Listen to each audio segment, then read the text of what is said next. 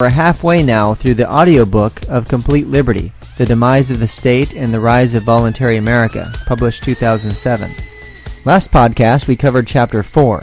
This one is a little shorter, Chapter 5, Ending Authoritarianism and Modern-Day Guilds. Since all statist policies are interrelated, let's analyze their nature by dealing with three that affect us severely in one way or another: the drug war, prescription drugs and devices, and regulatory licensure in the healthcare industry. Thou shalt not alter your state of mind, with exceptions. The so-called war on drugs has been an abysmal failure. It has failed to curtail the supply of and demand for illicit drugs.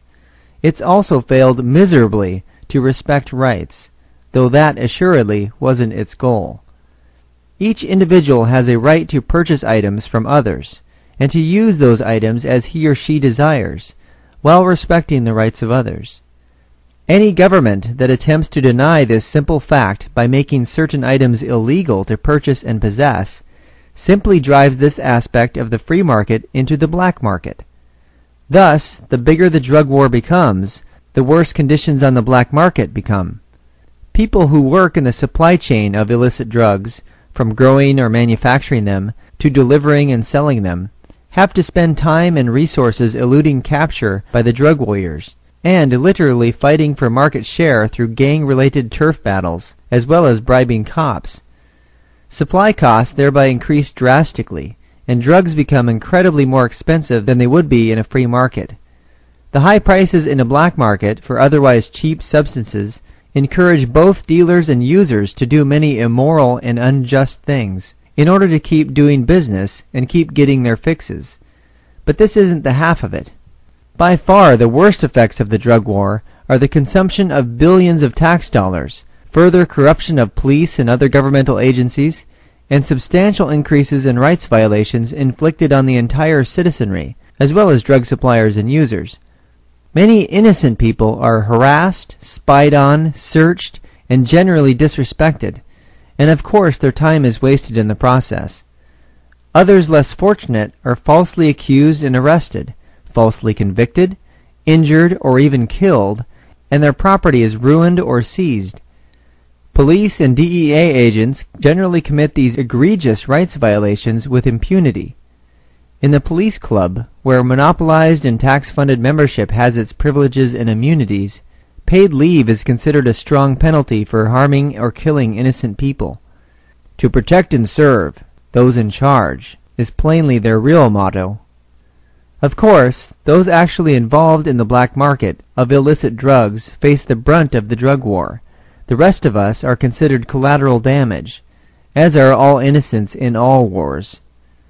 A sizable percentage of all drug law offenders, up to a quarter or even a third, though the statistics are hard to pin down because crimes such as theft are categorized as nonviolent, have committed no aggression on their fellow citizens, no physical violence or property rights infringement. Those who have aggressed against others are arrested and incarcerated primarily because of robbery for drug money, drug deals gone bad, and fights over turf. Drug law offenders' prison sentences may also be more severe than sentences for criminals who've been convicted solely on the basis of aggression against others and their property. Around a quarter of inmates in state prisons and about half in federal prisons in America are there because of drug-related offenses. That translates into many hundreds of thousands of people, or millions if you count the entire correction system, including those on probation and parole, all stemming from prohibition laws. Disputes over the statistics don't really matter, though, because the principle of individual rights still stands. Even if one person's life is ruined and he or she is put in a cage for doing something in which there's no complaining party, no victim, then members of the justice system, particularly judges, police officers, and jailers, reveal themselves to be the real criminals. As the drug war has stepped up its enforcement over the last few decades, inmate numbers have increased in concert, and so have prisons, prison guards, probation and parole officers, administrators, and corrections facilities. Many of these groups, after all, have big unions with highly motivated lobbyists. Clearly, there are two types of people who really want to continue the drug war: people who work in law enforcement and people who sell drugs. Curious bedfellows, aren't they? Both drug warriors and drug dealers make their living from drug prohibition. Meanwhile, politicians constantly mouth platitudes about keeping the streets safe for our children. The demand for drugs obviously drives the supply.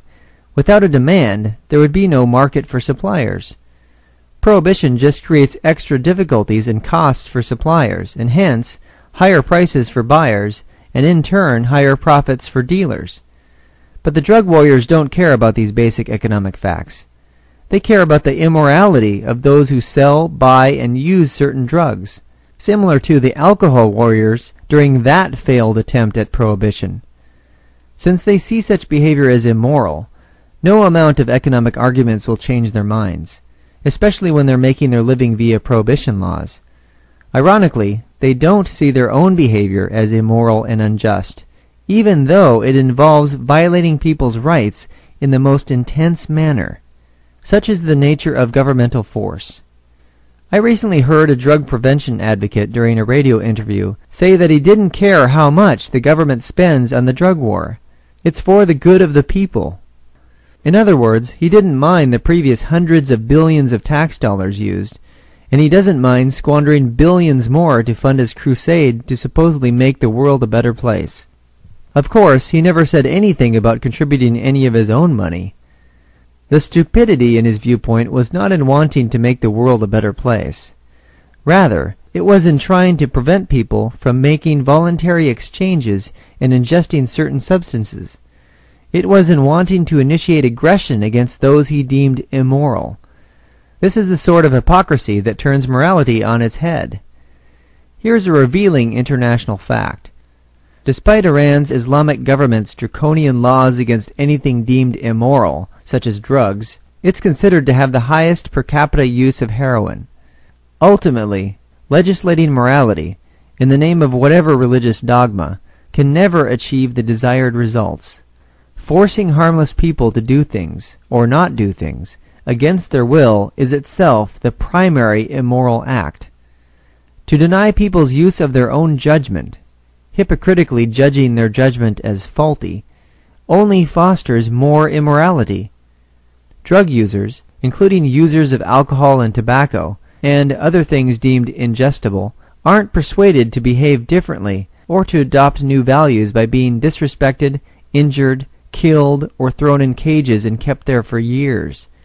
People who use drugs may or may not be addicted, and they may or may not understand what's truly required to live the good life. But if there were no prohibition on certain substances, people would have to take full responsibility for their own choices. Whoever desired to influence their choices would have to refine their skills of persuasion.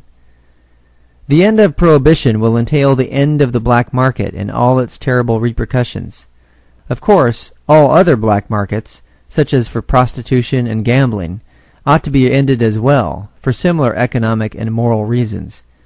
The prices of drugs will then become vastly lower, offering little value to drug dealers as well as to their antagonists, the drug warriors. People could purchase drugs not only easily like they do today, even in prisons, which provides absolute proof that prohibition doesn't work, but also safely and inexpensively. Even though drugs will be much cheaper and available for sale at drugstores, for instance, drug usage initially won't be much different than today's. Regular usage of around 5% for marijuana and around 1% for other illicit drugs, which is considerably less than regular usage of alcohol, statistically a far more dangerous substance. Yet after ending drug prohibition, everyone's rights will be respected in this realm, and people will be free to seek treatment without fear or punishment. Over time, the percentage of users will probably decrease, on account of no more huge financial reasons to push drugs on people, and no more allure of forbidden fruits, no more rebelling against authorities who seek to control people's behavior. The more responsibility people assume for their choices, the better their choices become. Self-ownership fosters accountability for one's thoughts and actions. It discourages passing the buck. This leads us directly to the big topic of pharmaceuticals. Thou shalt not take full responsibility for your own treatment. Authorities will handle that. Prescription drugs and devices are another example of that bane of a market economy known as regulation. Regulation is insidious, and sometimes its consequences don't seem as noticeable as prohibition laws and their ensuing black market effects. Regulations actually create gray markets, ones in which people's choices are restricted and altered, which adversely affects prices, supply, distribution, and demand for goods and services. As a result, many consumers seek backdoor, oftentimes illegal, avenues for more accessible and cheaper goods and services. You've probably heard of persons buying their prescription drugs in Mexico or Canada, or traveling to India for surgery, medical tourism, performed at a small fraction, about a tenth of the price in the United States. Like the drug war, those who strongly advocate regulation of prescription drugs and devices are typically those who benefit financially from it. After all, if you didn't have to go to your doctor, of any specialty, to obtain a prescription, and could just make purchases directly, it would certainly cut out the middleman. Of course, the middleman, primarily a creation of lobbyists such as the American Medical Association and the American Pharmacists Association, says that you need him, that he's for your own good, for your own safety. To further emphasize this, he leaves you no choice but to have him help you. It's really quite incredible. Full-fledged adults in a technologically advanced, information-filled civilization are told that they must be forced to do things that are beneficial for them. The racket of prescription drugs and devices is maintained under the guise of helping us, but in actuality it prevents us from making our own sensible decisions. This naturally lessens our responsibility to make appropriate choices, and it places a false kind of responsibility in the hands of state-stamped medical authorities. It soon becomes a cycle of self-fulfilling prophecy. The authorities are in charge of pharmaceutical and medical treatment, essentially of our well-being, so we're supposed to follow their guidelines and allow the state to tell us what to do. Then we reflexively accept what the authorities tell us, relinquishing our needs for critical thinking, self-reliance, and independent judgment. It's all being taken care of by authorities, so why take responsibility? Meanwhile, the Food and Drug Administration, FDA, makes sure that doctors can't perform or prescribe, and pharmacists can't sell, anything that hasn't been adequately tested. Adequately tested means many years of R&D, trial phases, and hundreds of millions of dollars spent in concert with meetings with FDA supervisors.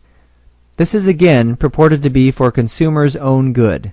Of course, it's difficult to convince all the millions of people who've suffered and died on account of the FDA's regulatory hindrances. This certainly gives renewed meaning to the phrase, killing you with kindness.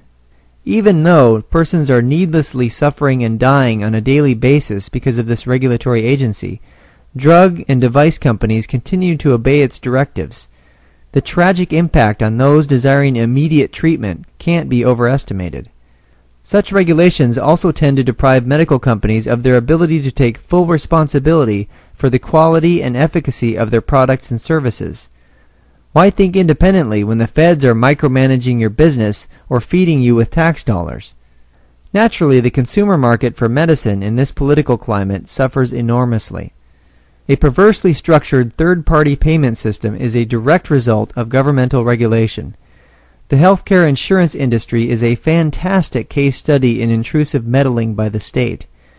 Of course, managed healthcare, poor hospital service, and obscene prices, along with assembly line doctors who are frustrated by unmotivated patients and mounds of paperwork, necessarily follow. Prescription drug benefits for the elderly, among others, put the icing on the healthcare welfare cake. Drug companies, patients, doctors, healthcare workers, administrators, and insurers need not remain mired in this system of unrelenting unreason.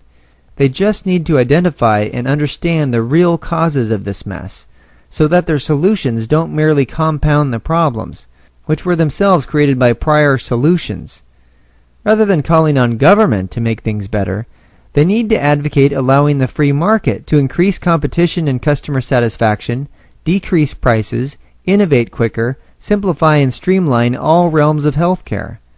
Doing so will foster a much more fulfilling environment for patients and providers. Thou shalt not do business without joining the state guild. Licensure. This again takes us directly to the issue of guilds. One of the things typically instituted in any profession, predominantly at the state level, is a mandatory system of occupational licensure. The government makes it illegal to practice without a license, which is obtained through a state-controlled, profession-managed process. Clearly, this is the modern-day version of the mercantilist guild system. Professionals seek to restrict the supply of potential competitors, and thus your choices as a consumer in this market, by becoming the equivalent of grandmasters who determine the nature of the practitioner's path from apprentice to journeyman. Again, like any other governmental regulation, licensure is always claimed to be for the good of consumers. Fear-mongering tactics have become commonplace. You wouldn't want to be treated by someone without a license, would you? At least with a licensed professional, you know whom you're dealing with. You should find a licensed professional. And let's not forget the bureaucratic argument. Government contracts require that we hire only licensed professionals, so we must enact licensure in our state, or else we'll have to hire licensed people from other states. In truth, the only proper judge of whether a service has been rendered properly is the consumer of that particular service. If the customer is happy, then the opinions of others, irrespective of their declared level of expertise, are hardly relevant. Even in the case of fraud that's alleged by outsiders to the transaction, justice can only be achieved by convincing the customer that he or she has been wronged and should therefore seek restitution. In today's market, for example, consumers of faith healing, therapeutic touch, and homeopathy no doubt pose a major persuasive challenge. Oftentimes their belief in the effectiveness of the service is the only thing that matters to them. Then again, perhaps the ills of state-controlled medicine encourage people to seek market alternatives where they're allowed to exist. That is, where they don't seriously encroach on state-controlled medical turf. Few consumers realize that licensure is just another political scheme that, among other very bad things, dramatically increases the costs of healthcare services. Because all practitioners are ordered to comply with the rules and regulations as set forth in law, which typically require many years spent in governmentally funded and accredited graduate schools, supervision at state-designated workplaces, state board exams, and various professional fees and continuing education mandates, a license to practice represents an enormous conglomeration of direct and indirect expenses. These expenses have to be recouped somehow. And guess who gets stuck with the bill? Consumers. Because licensed practitioners face no competition from non-licensed practitioners, higher prices are guaranteed to consumers by the state. I don't suppose anyone cares to say thank you. Healthcare services shouldn't be immune from market forces and the need for successful business practices. Reputation for quality service is the key to good business, and this is no different in the healthcare industry. Licensure tends to replace professionals' reputations in the eyes of their customers with governmentally enforced stamps of approval. This obviously dilutes the power of reputation in the marketplace and lessens the responsibilities of professionals to their customers. Simply put, you can't provide a quality service if your main focus is not on your customers' needs and their level of satisfaction. Business 101. The creation of artificial, coercive barriers to entry for competition is not in line with quality service. Using special interest groups in concert with the force of government isn't good customer service, by any standard. Creating a virtual guild system that scoffs at efficiency, accountability, and affordability isn't good customer service either. For practitioners to follow a regimented, caste-like system of professional qualifications and requirements makes a mockery of individual initiative and personal responsibility, as well as independent creativity. This, in turn, discourages many educated and motivated people from entering and practicing in particular professions that they would otherwise enjoy. Consequently, supply of healthcare options decreases, which drives up prices. Diversity of opinion and expertise narrows, which restricts innovation and efficiency in these particular sectors of the marketplace. Needless to say, mostly those who agree to conform and obey authorities become practitioners, which doesn't bode well for consumers either. Would you rather go under the knife of a bureaucratically controlled guildmaster, or a self-controlled, reputation-oriented, profit-driven professional. Again, the more a person relies on his or her own judgment in making decisions based on immediate information, rather than based on the collective pronouncements of a bureaucratic process, the better those decisions will be. Happy and free professionals tend to produce happy and healthy customers. Unhappy and unfree professionals tend to produce unhappy and sometimes dead customers. The practice of healthcare, be it physical therapy, psychotherapy, nursing, dentistry, general medical practice, or medical specialty, for example, neurosurgery, ought to be treated no differently than any other market industry. That is, it ought to be left alone, unfettered, free to operate based on the law of supply and demand. Unfortunately, the influential professionals within these practices, like those in many other occupations, have convinced themselves, and most of the public, that their coercively based system is rather good for everyone. Such a system soon becomes the opposite of what was intended, which was to make excellent health care available and affordable for everyone. Then again, maybe that wasn't the intention. Politicians and lobbyists' standard policy position to create a universal healthcare system represents an even more foolhardy attempt at alleged customer service. It's a move from semi-socialism to communism within this industry. We only need look at Canada to witness the effects of such a system, where people are now clamoring for private, free market alternatives to being put on the government's waiting lists. Some really bad things would be guaranteed if statist healthcare were fully implemented in America. Government would now have an endless supply of new problems to fix, without the proper tools to fix them, with more regulations and more red tape for still more bureaucrats to wrap practitioners in, mummy fashion this time. More favors would be dished out to various conniving interests, wasting still more tax dollars. And government would ration the ensuing healthcare shortage and bloated demand by having you sit in an exceedingly long line of uncomfortable chairs. Definitely no express checkouts here. As political humorist P.J. O'Rourke has quipped, if you think healthcare is expensive now, wait until you see what it costs when it's free. Naturally, the only proper solution is to fully deregulate and privatize this market.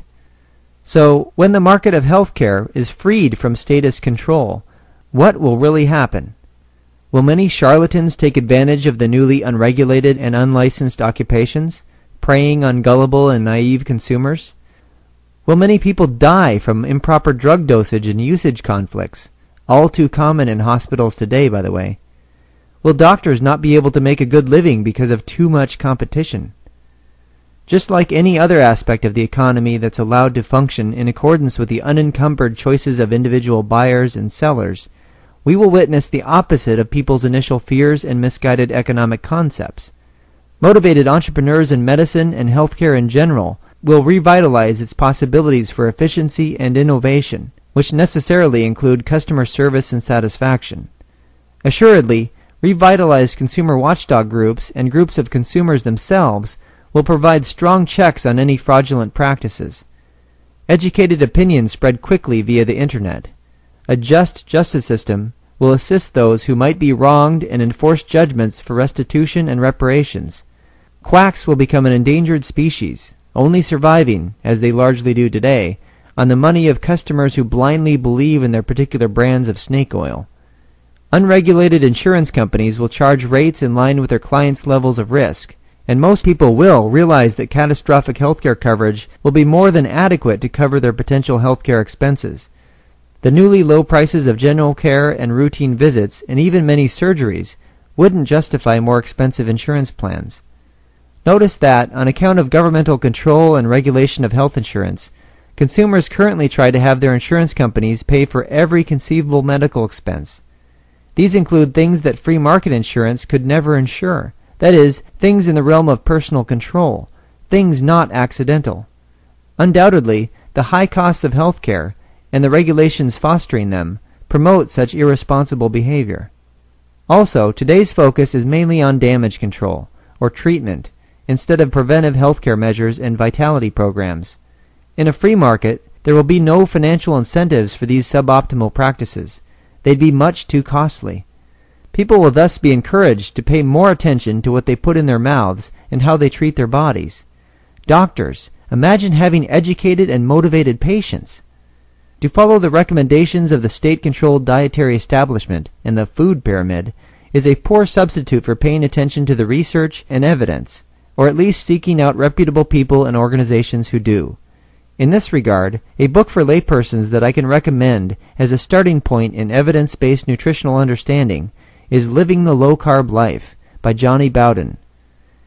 As for persons burdened with chronic illnesses, even their costs will decrease dramatically, mostly on account of a big rise in the number of healthcare providers, and therefore treatment options, as well as new business models and technological innovations. Additionally, private charities will spring up in many areas that are now usurped by governmental benefits, such as Medicare and Medicaid. Because bad government money drives out good market money, most indigent persons are currently abandoned in a system of carelessness, callousness, and ineffectiveness. The government's so-called safety net has many sizable holes in it, and it's only a couple feet above the ground, which makes for quite hard landings. The moral of this sad story is twofold. Trust a typical politician or policy wonk less than the distance you can throw him or her, and never leave something so valuable as your health, or anything else for that matter, at the mercy of a committee of bureaucrats and lobbyists. Now, how about the fate of those relatively high incomes that physicians and other professionals currently receive? Although a free market of healthcare services will certainly reduce the pay rates of many practices, it will also substantially reduce the costs, in both time and money, of entry and operation of businesses. Therefore, what really matters for professionals in any industry is their standard of living. Rather than years wasted in the authoritarian grip of regimented higher education, and then in stale, red-taped organizations, innovative and smart apprenticeship programs will be the order of the day for practitioners and businesses everywhere. People learn much more by doing things according to their interests than they do by memorizing information, following overbearing orders, working inhuman hours, taking board exams, and defying common sense in the workplace. Not only do these things jeopardize the health of patients, but they also tend to weaken one's potential for career happiness. It's an understatement to say that a truly free market will have greatly beneficial effects on everyone's living standards, enabling us to buy and enjoy much more with less money. Competition in any industry brings out the best in all aspects of supply and demand of goods and services. This is because productivity and capital are increased, and people are free to do more things with their newly created time and money, which fosters a continuous upward cycle of opportunity. A free market generates an ever larger and more wealthy middle class, which means that luxury item wish lists can be fulfilled by nearly everyone willing to be productive. The general point of regulation, be it licensure or any other trade barrier, foreign or domestic, such as tariffs, quotas, duties, taxes, restrictions, special privileges, etc., is that it hurts both buyers and sellers. Neither sellers nor buyers have the right to use laws to benefit their particular interests. That would mean using aggression instead of persuasion, force instead of reason. Such behavior may be fit for other primates, but certainly not us. Yet, writing and enforcing unjust laws is definitely the most widely used and most unacknowledged form of violence by our species. Rather than favoring regulation, people should seek free market methods to distinguish themselves. This mainly boils down to price and quality of product or service. If your prices are relatively low and your quality is high, or sufficient for the job, then you've got a winning combination in the eyes of most consumers. Chapter 6. Ending Modern-Day Letters Patent. Having covered the nature and value of private property, and what a free market means for us, as producers and consumers, sellers and buyers, we now come to the important topic of intellectual property. On this issue we must again sweep aside the traditional and conventional notions, along with all the vested interests trying to maintain the status quo, especially amid a digital age. Historically, letters patent were enforcement of monopoly privileges by a legal authority, be it a monarch or some other form of authoritarian regime. These documents officially granted exclusive rights to those creators of inventions who were able to obtain them from those in power. Currently, intellectual property, IP, is enforced via patent, trademark, and copyright laws. The primary claim for IP is that particular creations must remain the originator's property, not only the items in the originator's possession, but also the conceptual processes and structures manifested in items sold to others. In other words, monopolistic privileges concerning patterns of information, be they original, rediscovered, or even duplications from independent sources at different times, are declared property and thus under one's exclusive control in the marketplace by the force of the state. Today's legal notion of IP seeks to stop and penalize others who use, copy, distribute, sell, alter, or improve upon these conceptual innovations in the marketplace when they don't get permission from the lawfully declared owners. Obviously, the fundamental issue of debate over IP concerns whether it's actually a valid form of property, and thus whether its reproduction and manifestation in the marketplace by others without the purported originator's consent or license is a violation of property rights. In the realm of the intellect, the free-ranging and creative place of ideas, should property rights actually be claimed, not to mention granted and enforced by the state? Does ascribing such rights make any sense, based on what we know about property? Closing Pandora's intellectual box. To reiterate, we claim property to avoid conflict with others, and thus better enable value creation in the marketplace. And we establish rights to our property either by way of first possession or voluntary transfer from someone else. After all, it's hard to create and trade myriad goods and services when no one knows exactly who owns what, or when the state claims ownership. Property boundaries are delineated basically through both property usage and possession. Notice that we can establish technical boundaries of utilization of our own property, whereby overstepping those boundaries would infringe on the property usage of others. As renowned libertarian scholar and economist Murray Rothbard noted, we basically homestead specific technological units for our particular purposes. Radio transmitters are a prime example.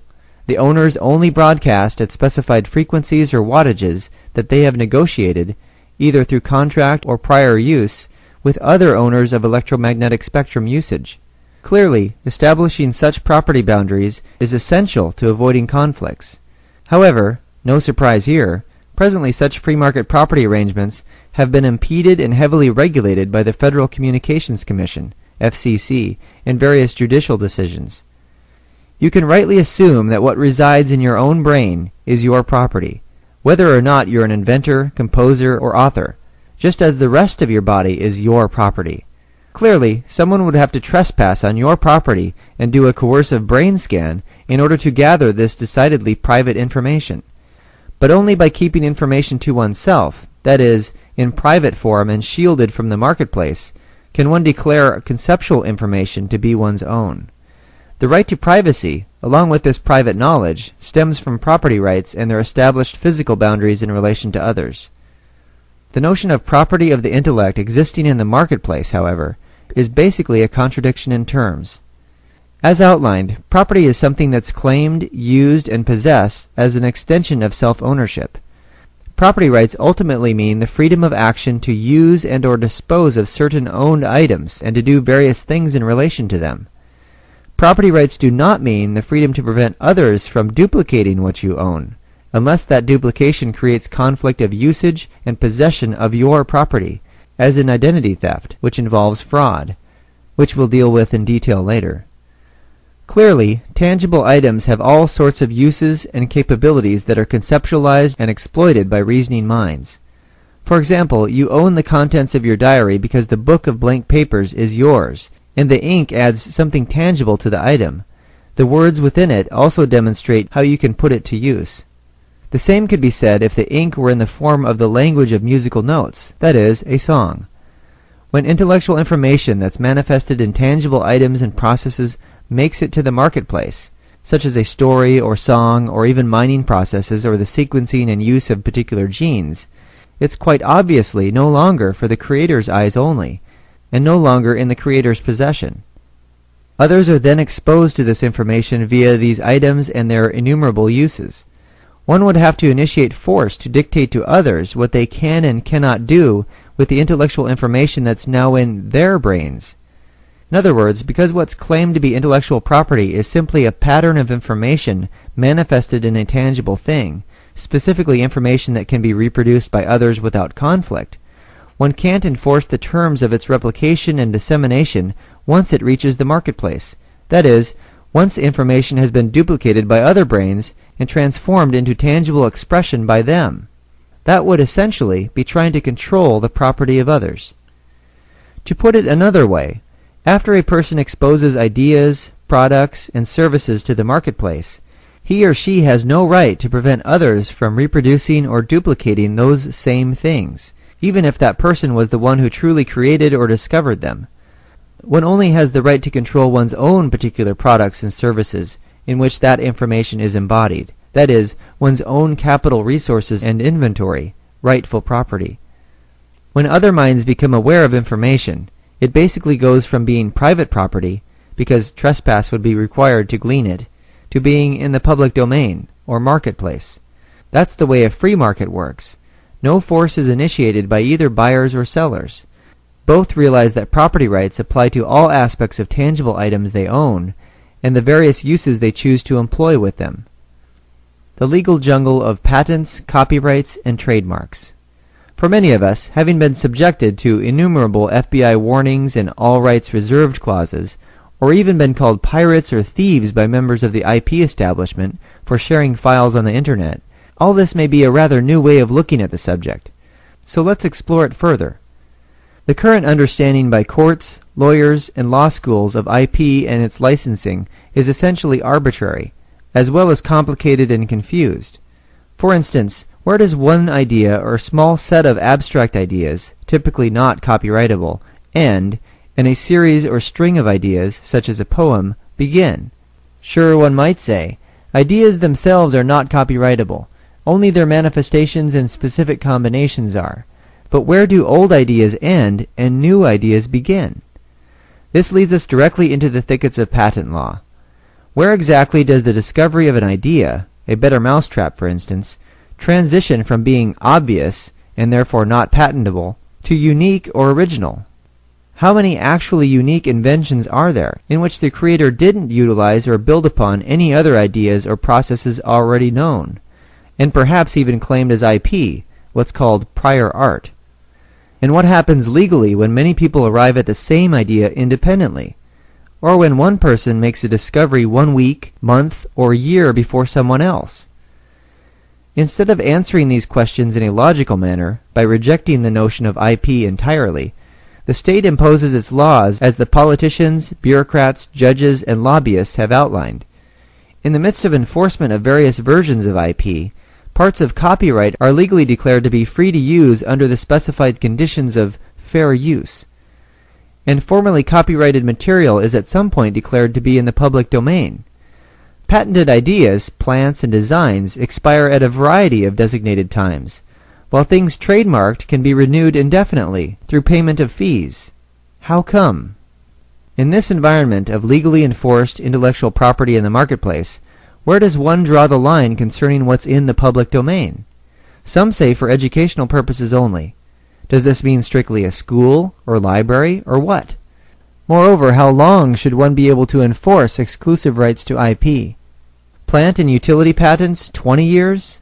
Design patents, 14 years? Copyrights, 70 years after the author's death? Or 95 or 120 years after publication? Or should we revert to the original 14 years? Or in perpetuity? Can a crustless peanut butter and jelly sandwich really be patented? And the exhaust note of a Harley-Davidson motorcycle really be trademarked? Apparently they can. According to whom? According to the U.S. government's Patent and Trademark Office, by arbitrary fiat, of course. Witness also how patent claims are written. Specific enough to assert something supposedly novel, and yet broad enough to discourage others from even thinking about offering any specific or general improvement without risking patent infringement. So much for encouraging creativity and innovation, or constitutionally promoting the progress of science and useful arts. It's understandable and completely natural that copyright, trademark, and patent holders and filers have their self-interest in mind. No one wants his or her works misused, and individuals certainly don't want to lose out monetarily. Of course, I'm also aware of this mindset. Being a previous holder of copyright, it's the default legal status unless one disavows it, and having filed for both a provisional patent and trademark as an entrepreneur a few years ago. But upon serious inspection, it turns out that IP enforcement isn't actually in our rational self-interest. A free market of ideas most certainly is. IP claims backed by lawyers and governmental guns do nothing to foster a free society of respectful interaction. As in all economic activity, persuasion and reputation should replace force as a means to gain and maintain market share. Of course, many people who stand to lose their existing monopoly privileges might be horrified or incensed by the preceding paragraphs. Their stance goes something like this: I will allow people in the marketplace to use duplicates of my creation so long as I can exclusively control their use, copying, and distribution. In other words, they want to enforce and retain exclusive right to license alleged property in a widely distributed fashion, rather than to just sell it and see it released into the public domain.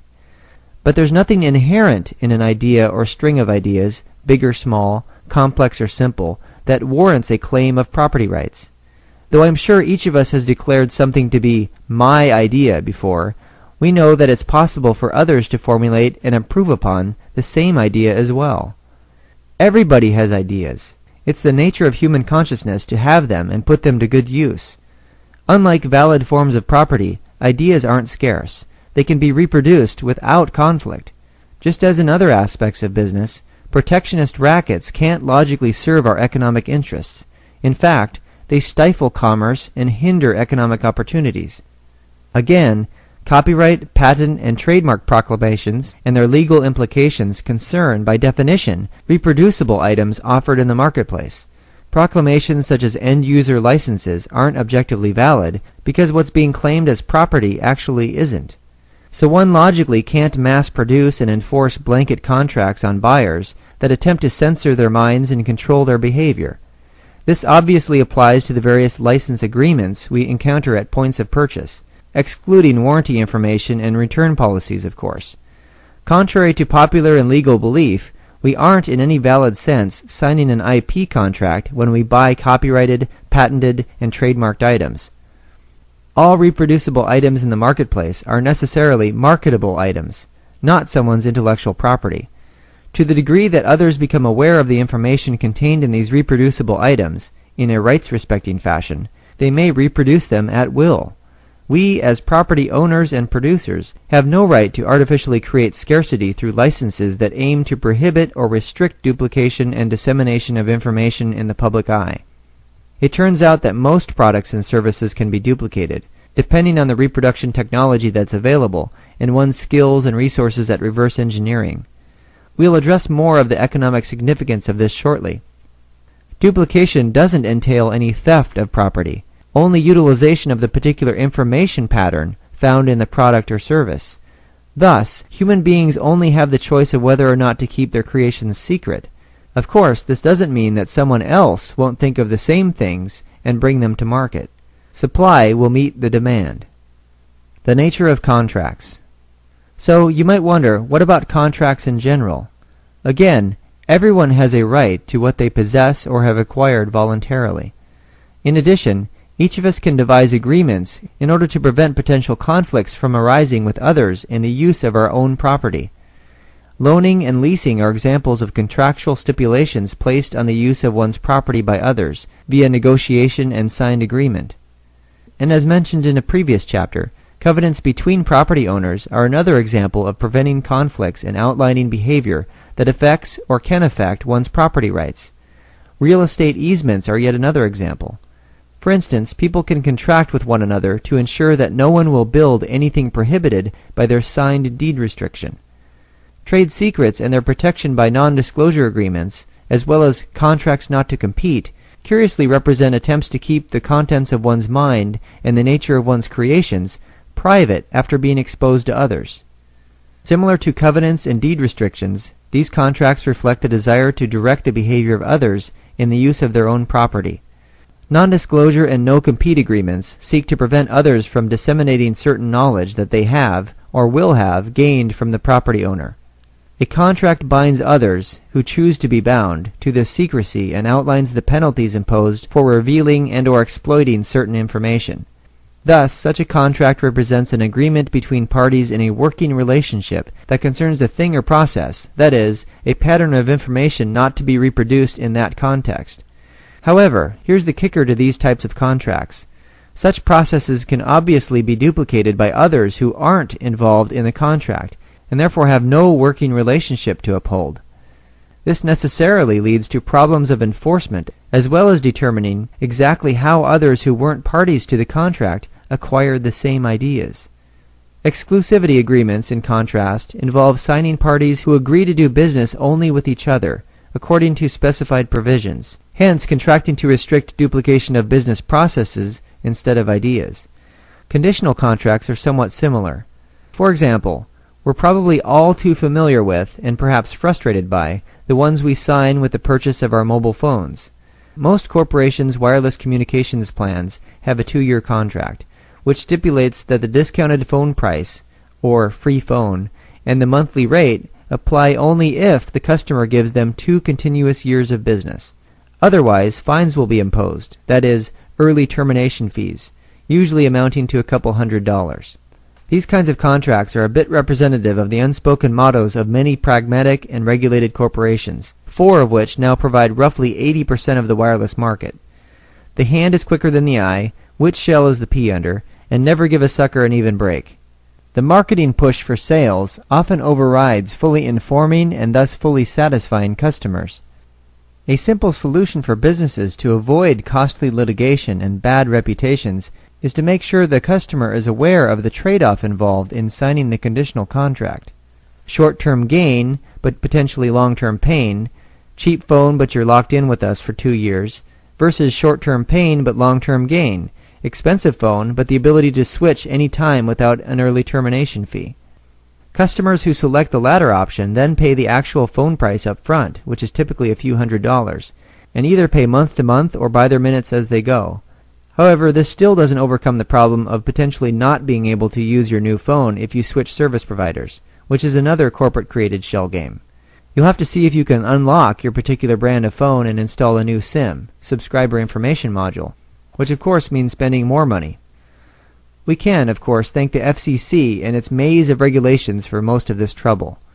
Lack of competition and therefore lack of consumer choices in the marketplace of wireless telephony and other radio technologies are the result of state-licensed, state-controlled, and state-prohibited use of electromagnetic spectrum. Without clearly delineated property rights in this area of the market, which includes presently unlicensed spectrum, FCC rules and corporate cronies of central planning bureaucrats continue to commit their injustices on consumers and potentially innovative competitors. Local governments also hinder placement of towers, which of course contributes to weak signals and dropped calls.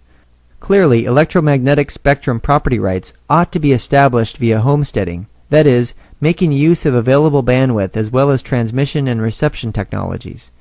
Just as necessary is the ability to sell that property to other entrepreneurs in the market, who can employ new methods that are currently stifled by FCC licensure and regulation. We of course always have the discretion to breach our contracts, though with the associated penalties.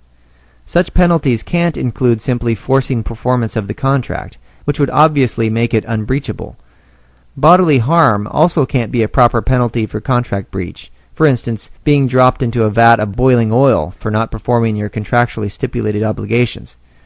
Torture is a form of pure evil, no matter what you've agreed or not agreed to do. We don't possess the right to enslave ourselves, nor can others enslave us. That would contradict the rational, chosen nature of contracts, rendering them unconscionable.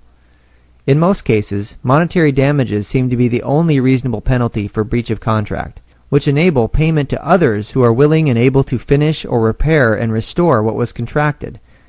A free market system of contract insurance, with accompanying ratings of individual customers that reflect their contract history, would help prevent breaches as well as mitigate damages. Insurance for agreements that involve a lot of time, labor, money, and capital investment, the loss of which would otherwise be difficult to recoup, can be quite useful. Agreeing to the assignment of penalties for breach may also give the contracting parties greater confidence about their firm business intentions to work together. Having said that, there are some valuable rules of thumb in the business world that also insure against such risks. Regarding trade secrets, for instance, if you don't want your secrets to become public, then keep them to yourself. Or, if need be, tell your secrets to persons you can unreservedly trust. In any event, leaked secrets may be one of the natural costs of doing business. No matter how many crafty contracts we've had our attorneys draft and our associates and employees sign, in an attempt to control their behavior, risks are unavoidable in business. By now, it should practically go without saying that such risks won't entail destitution, because of the nearly endless business opportunities in a truly free market. Granted, in long-term business relationships, as well as long-term neighbors, it's important to minimize potential for losses, but the more we associate with and reside next to people of honesty and good character, that is, people of virtue, the better our working relationships will be. These valuable human qualities ought to precede contracts, which, after all, can be breached anyway. There also seems to be a degree of folly in wanting to make others do certain things, in this case to keep secrets under threat of penalties. Such contracts may themselves erode trust and respect in the working relationship. When dealing with others in a company, it's clearly most beneficial to rely on trust and the honor system. Distrust and dishonesty are corrosive to any relationship. Human Interaction 101. Inescapable risks are of course part of doing business with others, but the more we respect others and the more they respect us, the less risk there will be in doing business with them. Distrust of others often becomes self-fulfilling prophecy, as authoritarian old-school managers and antagonistic labor union bosses who rely on political pull continually demonstrate. On the other side of the contract, there are probably some things we ought not agree to.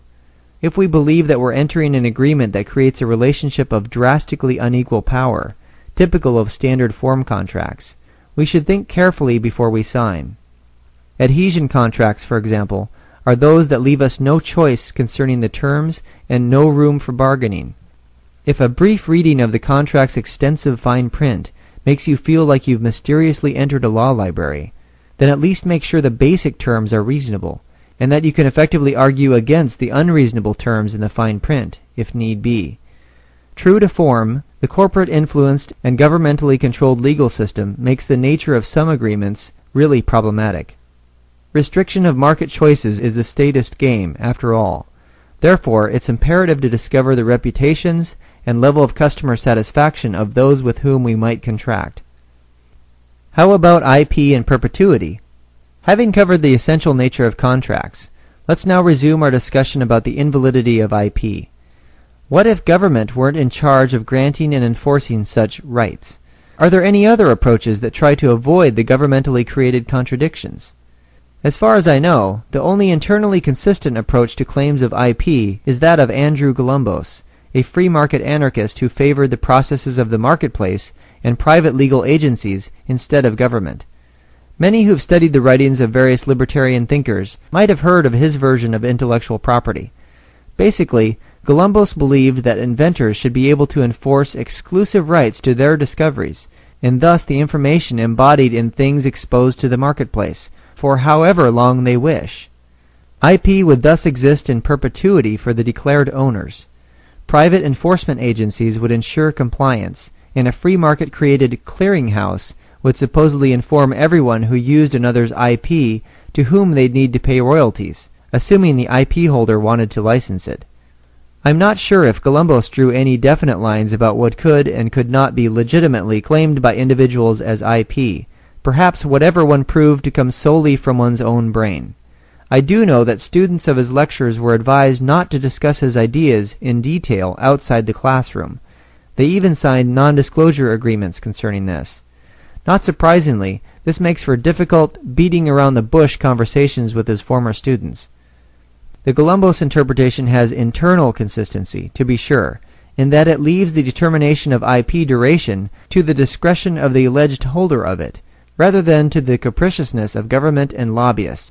But it asserts a notion of property that extends beyond the simple right to privacy, one's right to possessions against trespass, as well as to working relationship contracts that seek to extend that right, however misguided they may be. Hence, Columbus' form of IP can't be considered morally valid, or for that matter, practically enforceable. To reiterate, no one has the right to prevent others from reproducing the information patterns they've observed in the marketplace, even if such patterns are avowedly original. They only have the right to seek justice for commissions of fraud. The great thing about the free market is that it encourages trading values, swapping ideas, and spreading information. This leads to further cooperation, capital accumulation, increases in productivity, and more economic opportunities for everyone. The extensive network of commerce in society is the direct result of the flow of information and the sharing of knowledge. Entrepreneurs depend greatly on insights gained from their experiences in the marketplace of ideas, goods, and services. No one, no matter how intellectually and psychologically independent, creates in a vacuum. Individual minds build on the prior works of other individual minds. Teams and groups of people add to the synergistic effects. The result is a vibrant economy filled with virtually endless avenues for creative expression and money-making. If there's a demand, then a better drug, a catchier tune, or more efficient vehicle will be supplied to the market. The notion that new ideas would never reach the public without IP is simply erroneous. It not only attempts to make the end justify the means, restricting competition in order to make money, but it's also contrary to the nature of a free market. There's little payoff in keeping one's innovations to oneself indefinitely, even though accumulating venture capital and effectively taking a product to market can indeed take some time. Distribution, marketing, and perhaps the honor of being distinguished as the original creator all determine how well one's work will sell on a free market. Mainly, it's about distribution and marketing, which typically lead to successful sales. Yet many creators today don't want to heed this business truth. They're lured instead by the government's coercive mechanism of IP, even though over 95% of patents never turn a profit. The lottery has been called the poor man's tax, so perhaps the patent process ought to be called the inventor's wishing well. It's a deep, dark well at that, filled with many coin-catching IP lawyers. Certainly there are much better uses of our time, money, and creativity. The copyright racket is similar. Millions of authors and composers have waited and waited and waited for royalty checks to trickle down to them from licensing entities such as the American Society of Composers, Authors, and Publishers, ASCAP, and Broadcast Musicians Incorporated, BMI. The big record labels and their special interest strong arm, the Recording Industry Association of America, RIAA, also contribute to today's chaotic, extremely litigious, and unjust legal framework. And let's not forget the Motion Picture Association of America, MPAA, which back in the day actually sued to ban videocassette recorders. They're now involved in a whole host of lobbying efforts regarding DVDs and issues of digital rights management, DRM. Remember those FBI warnings? These are new and improved ones designed to prevent unauthorized use. Creative Commons, and so on. Unlike these organizations, we now know better than to ask government and their abettors to do us any favors, to grant us any special corners on the market. In contrast, net labels, open source record labels, free software licenses, GNU General Public License, and copyleft licenses, all rights reversed, are examples of free market responses to governmental coercion and corporate copyright schemes. Creative Commons, founded and chaired by Lawrence Lessig, offers licenses as well as public domain dedication to creators of online content. These are now somewhat viable alternatives to typical end-user licenses, though they still have to maneuver through copyright laws. The Creative Commons CC license offers a range of options, from simple fraud protection, which requires that credit be given to the author, to prohibition of commercial use. Of course, it still relies on copyright law for making such restrictions. So to that extent, it's an intermediate point on the way to complete liberty in the marketplace of ideas. Nonetheless, as long as licensees, buyers and users of an author's works, follow specific disclosure guidelines, all works under CC license grant the following freedoms: to copy the work, to distribute it, to display or perform it publicly, to make digital public performances of it, for example webcasting, and to shift the work into another format as a verbatim copy. Obviously, this is a big, enlightened step forward in the realm of property rights. Once you buy something, it's yours to do with as you please. Common sense wins in the end. In the marketplace of goods, services, and ideas, anything that can be reproduced or duplicated using one's own effort and ingenuity typically will be. This necessarily includes patterns of information. Notice that I've repeatedly mentioned reproduced or duplicated. This is key because certain tangible resources can't be reproduced. One can only transfer possession of them. Real estate is a good example. One's own self is another, as well as specific contracts, including legal documents pertaining to yourself, in which duplication would be fraud, counterfeiting being a form of fraud. Any attempt to occupy or possess such property of another without consent is theft, the initiation of force, essentially the height of social conflict. As noted, products of the intellect are inherently reproducible, so bringing further goods and services based on them into the marketplace doesn't cause the loss of one's property. There's no theft and there's no attempt at forceful occupation of one's property. Thus, there's no conflict. Only by attempting to possess and use another's property, or use a non-reproducible item without the owner's consent, can a person commit a rights violation. Such a rights violation can involve visible, tangible property, which importantly includes documents that assign ownership, such as titles, deeds, banknotes, or money deposit receipts. Duplication of these legal documents by those not representing the property of the particular person or organization would be counterfeiting. Additionally, we have no right to possess and use invisible property of others without their consent, such as using occupied frequencies of the electromagnetic spectrum, which are aspects of reality that more tangible property, such as a transmission tower, makes use of. In determining what are valid property rights, the proper distinction doesn't concern visible versus invisible, or tangible versus intangible property. The proper distinction concerns reproduction, possession, and use without conflict, versus reproduction, possession, and use with conflict. It's as simple as that. Human ingenuity really determines what can be established as property.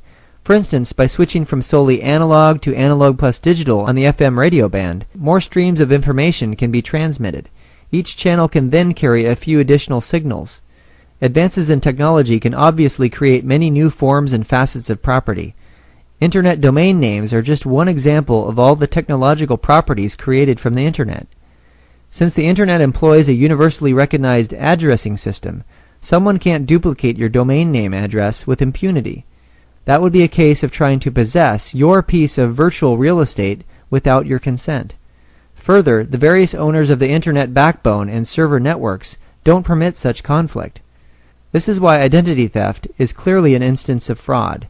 The thief claims to be the actual person who's authorized to make particular transactions in order to unjustly use that person's property and privileges. Of course, duplication of names is commonplace in most cultures, but the name must coincide with each unique person and his or her particular property, according to specific standards of verification. There may be many John and Mary Smiths out there in America, but they don't presume to be the same person with the same property and privileges. Fortunately, nearly all people want to avoid such confusion and hasten to resolve it, which is one reason why we use middle names and specify our addresses. Of course, assigned numbers, coupled with biometric identifiers, would also help to prevent any confusion of identities in a prosperous future of many more people on this planet. However, such choices must always be left to individuals, not governments. As long as the state presumes to be in charge of personal ID cards and numbers, and as long as it imposes such things as driver's licenses and social security numbers, we should be very alarmed. Such information is being used to deny our basic freedoms to travel and function independently in the marketplace. States, especially police states, make a point of keeping track of people in order to gain more control and power over them, always for security reasons, of course. How the market performs without intellectual property. In a truly free market, which is governed by an understanding of objective law, that is, law based on individual rights, what you create with your own brain and transform into goods and services is also yours to sell in the marketplace. The profits from these sales are assuredly your property, as is the inventory that you've yet to sell. But the creations of your own brain, whether truly original or not, can't remain your property as information patterns within the goods and services you've sold to others. Fraud is basically an issue between the buyer and seller, directly or indirectly involving the original creator. Absent today's IP enforcement, companies that produce knockoffs might face fraud charges if they didn't make it clear to customers that their $10 Nikes with the accompanying swoosh on the side, for example, were made by a different company than the $100 actual Nikes, though typically the price difference is a dead giveaway, just as it is for all those Ray-Bans and Louis Vuittons in street corner shops. Of course, the main reason people buy knockoffs is to save money while creating an illusion of high fashion. On account of this, there's little incentive for most buyers to bring charges of fraud, for that would entail getting their money back from their cheap purchase and forking over many more dollars for the real McCoy. Nevertheless, few companies would last long if they tried to sell knockoffs as the originals, that is, as products or services coming from the original producers and sellers. Valid charges of fraud by just a handful of customers might make such business practices quite risky. Moreover, market pressures to avoid confusion will naturally discourage many companies from using identical trademarks and service marks. It's just not good business to be continually mistaken by your customers for another company. Though imitation can be the sincerest form of flattery, most businesses try to avoid damage to their finances as well as reputations through misleading buyers about their actual identity. Yet, companies might find many creative uses for previously monopolized marks, and they'll be free to do so, even though they won't be free from encountering charges of fraud by irate consumers. Clearly understood and delineated property rights are the only way to avoid confusion and conflict in civilization. In a society that fully respects ownership, conflict and its legal consequences are avoided by not trespassing on legitimately claimed property. One who first possesses property or receives it through consensual transfer determines how it's to be used and or disposed. Today people commonly try to defend or oppose the modern-day approach to letters patent by way of arguments about use and profits. Those strongly in favor of IP are backed by the constitutionally authorized Patent and Trademark Office and legions of lawyers, both governmental and corporate. They contend that without IP, no inventor or business person could make a profit. As soon as their products hit the market, others would piggyback on companies' R&D investment and flood the market with cheap knockoffs, such as generic drugs. Hence, for the sake of business, profit-making, and capitalism, IP must be recognized and enforced, ultimately at the point of a gun. Such a stance obviously overlooks the fact that many business sectors today make enormous profits without direct reliance on IP enforcement. The fashion industry and most service industries are prime examples. Ironically, however, many try to bolster their arguments for IP by pointing to the heavily regulated and very corporate pharmaceutical industry, as if their huge investment costs were a free market phenomenon. The many years and hundreds of millions of dollars, actually approaching $1 billion per drug, spent on research and development in the FDA trial and approval process aren't actually necessary. Additionally, more competition in the realm of creating and selling products that relieve suffering and prevent deaths won't stifle money-making. Clearly, some moral premises need to be checked here. Some IP advocates also point to the millions spent on actors and film production in the corporate-controlled movie industry, as if good flicks with skilled actors require skyrocketing budgets. No matter how many fear its artistic repercussions, a free market without IP won't reduce us to only watching clips on YouTube. On the other hand, those who mostly reject the calls for strong enforcement of IP, fortunately a good share of the creative, free software, and open-source techie crowd, as well as quite a few non-union artists and musicians, contend that information needs to be free and that people shouldn't be restricted in its use. Instead, people should be allowed to sample, tinker, create, and duplicate. For instance, a software engineer's version of digital hell is likely one in which he's not allowed to use, modify, and distribute source code for further development.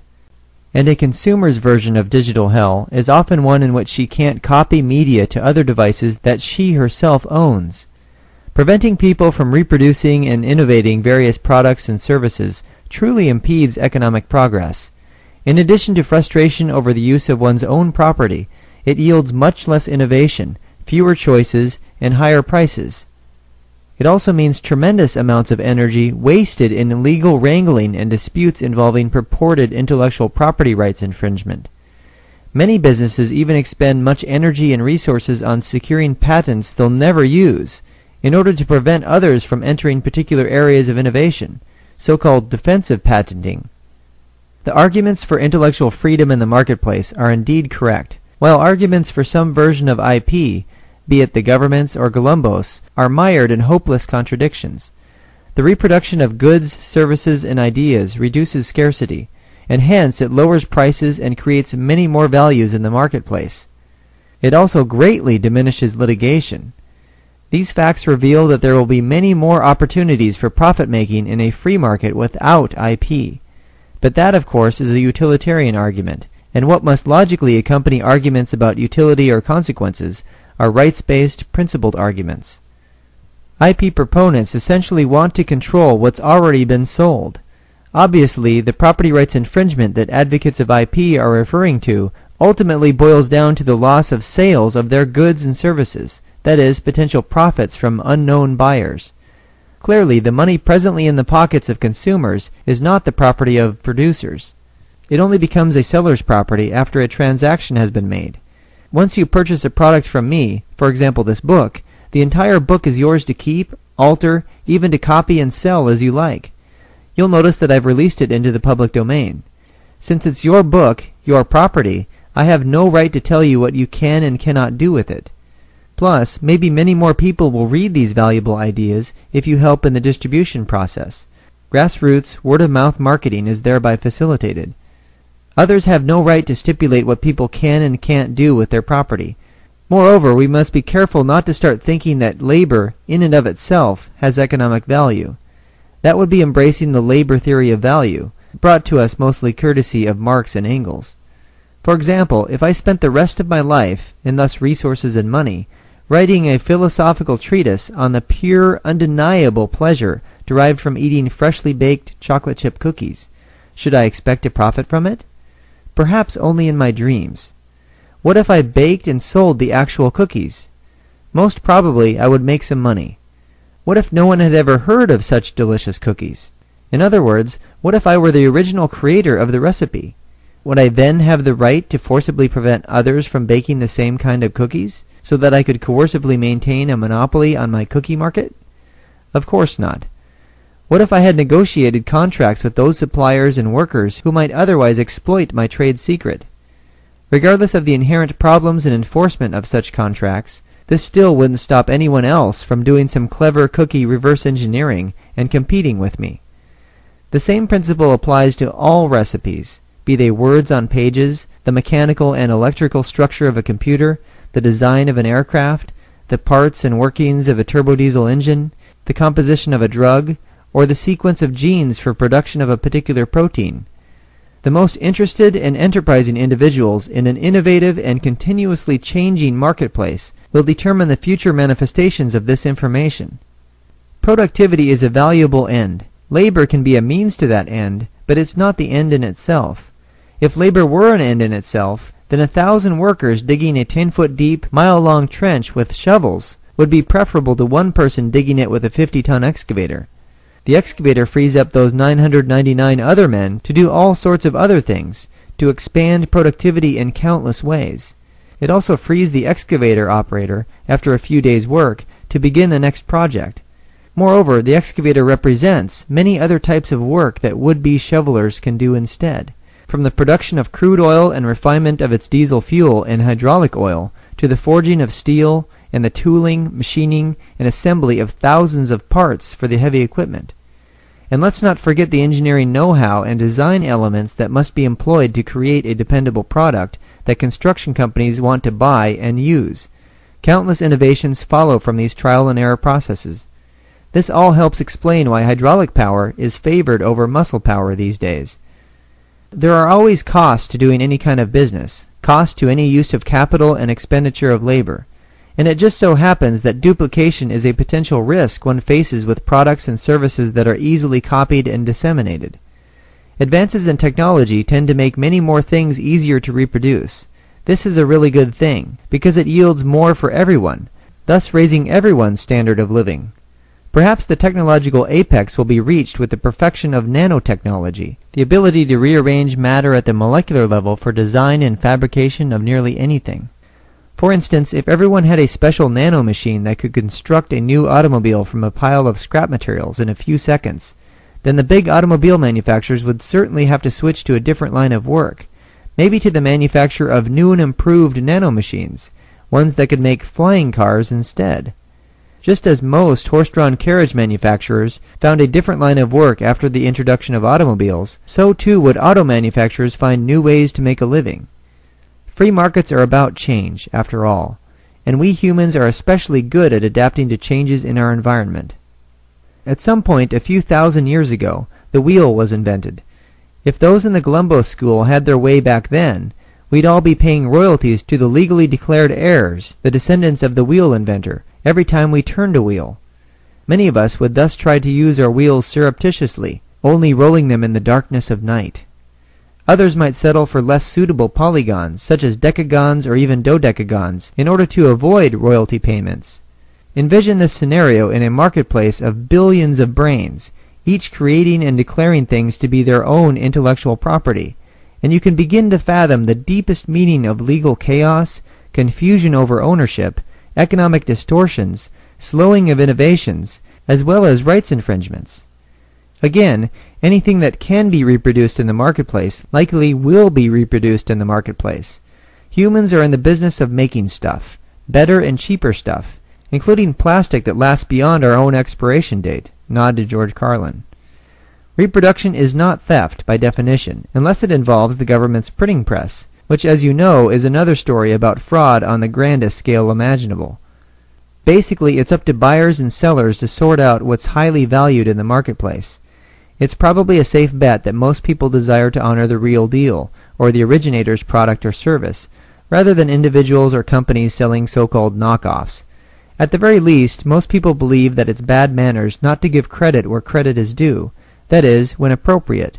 Obviously, most things we think about and do are not so novel.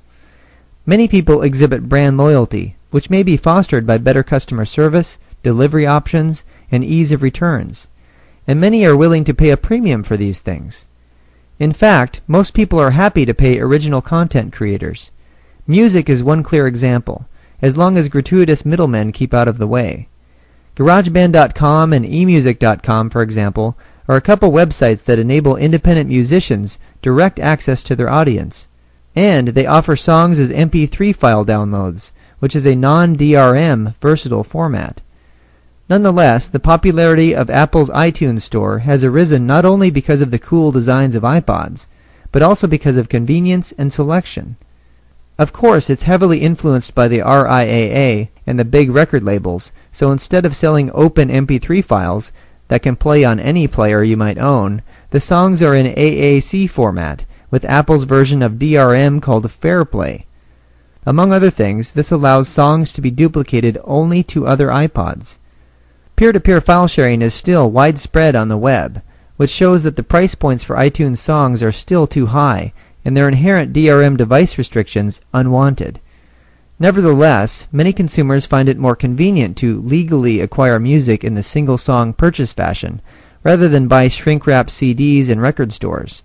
In contrast, podcasts on iTunes and many other websites are offered as MP3s. They are free to consumers, podcatchers, and feature either limited or no advertisements. While podcasting represents a fun hobby for many in this burgeoning field of infotainment, the main business model at present relies on user donations. Many independent artists and musicians are turning to this too, as they give listeners many free songs to encourage monetary contributions. It turns out that most people, when they can afford it, desire to reward original creators. They know and appreciate hard work when they see it. This will especially be the case in a future economy that fully respects individual rights, and as a result has enormously more wealth. Gold standard, no taxes, no regulations, etc. Still, what people value on a free market is their own prerogative. Obviously, the cheaper the duplicates, the more likely that poorer people will be attracted to them. This would definitely be the case with generic drugs throughout the developing world. Entrepreneurs and inventors therefore need to adjust their business models accordingly, to acknowledge people's freedom to innovate and compete, which ultimately benefits everyone. Chapter 7. The Demise of the State. Prudence indeed will dictate that governments long established should not be changed for light and transient causes, and accordingly all experience hath shown that mankind are more disposed to suffer, while evils are sufferable, than to right themselves by abolishing the forms to which they are accustomed.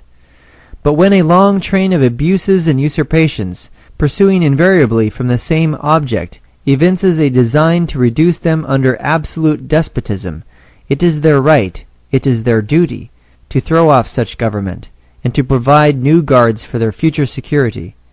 Thomas Jefferson, Declaration of Independence. If it's impossible to run government like a business, if governmental regulation prevents and punishes voluntary trade between and among consenting adults and children, if government uses arbitrarily devised and enforced statutory law instead of natural, objective, individual rights-based law, and if government relies on immoral, unjust means to stay in business, then what exactly is it good for?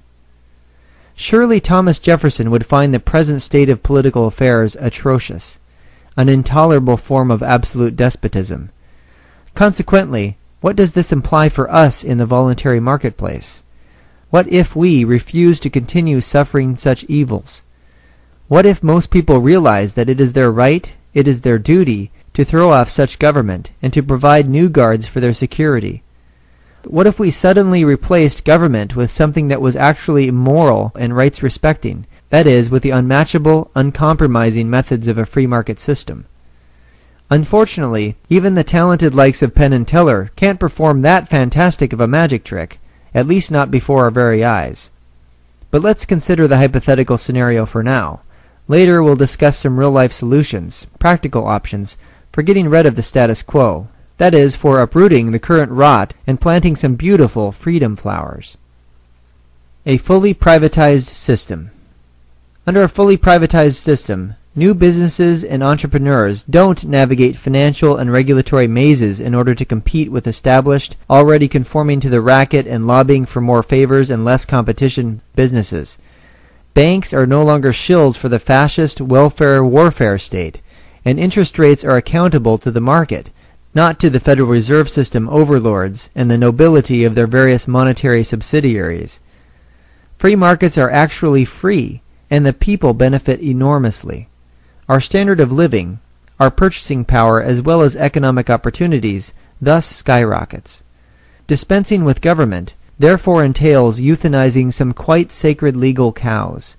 Simply put, taxes and preventive law are laid to rest, leaving only death the last certainty for us, to be further held at bay by the biotech field and medical innovations.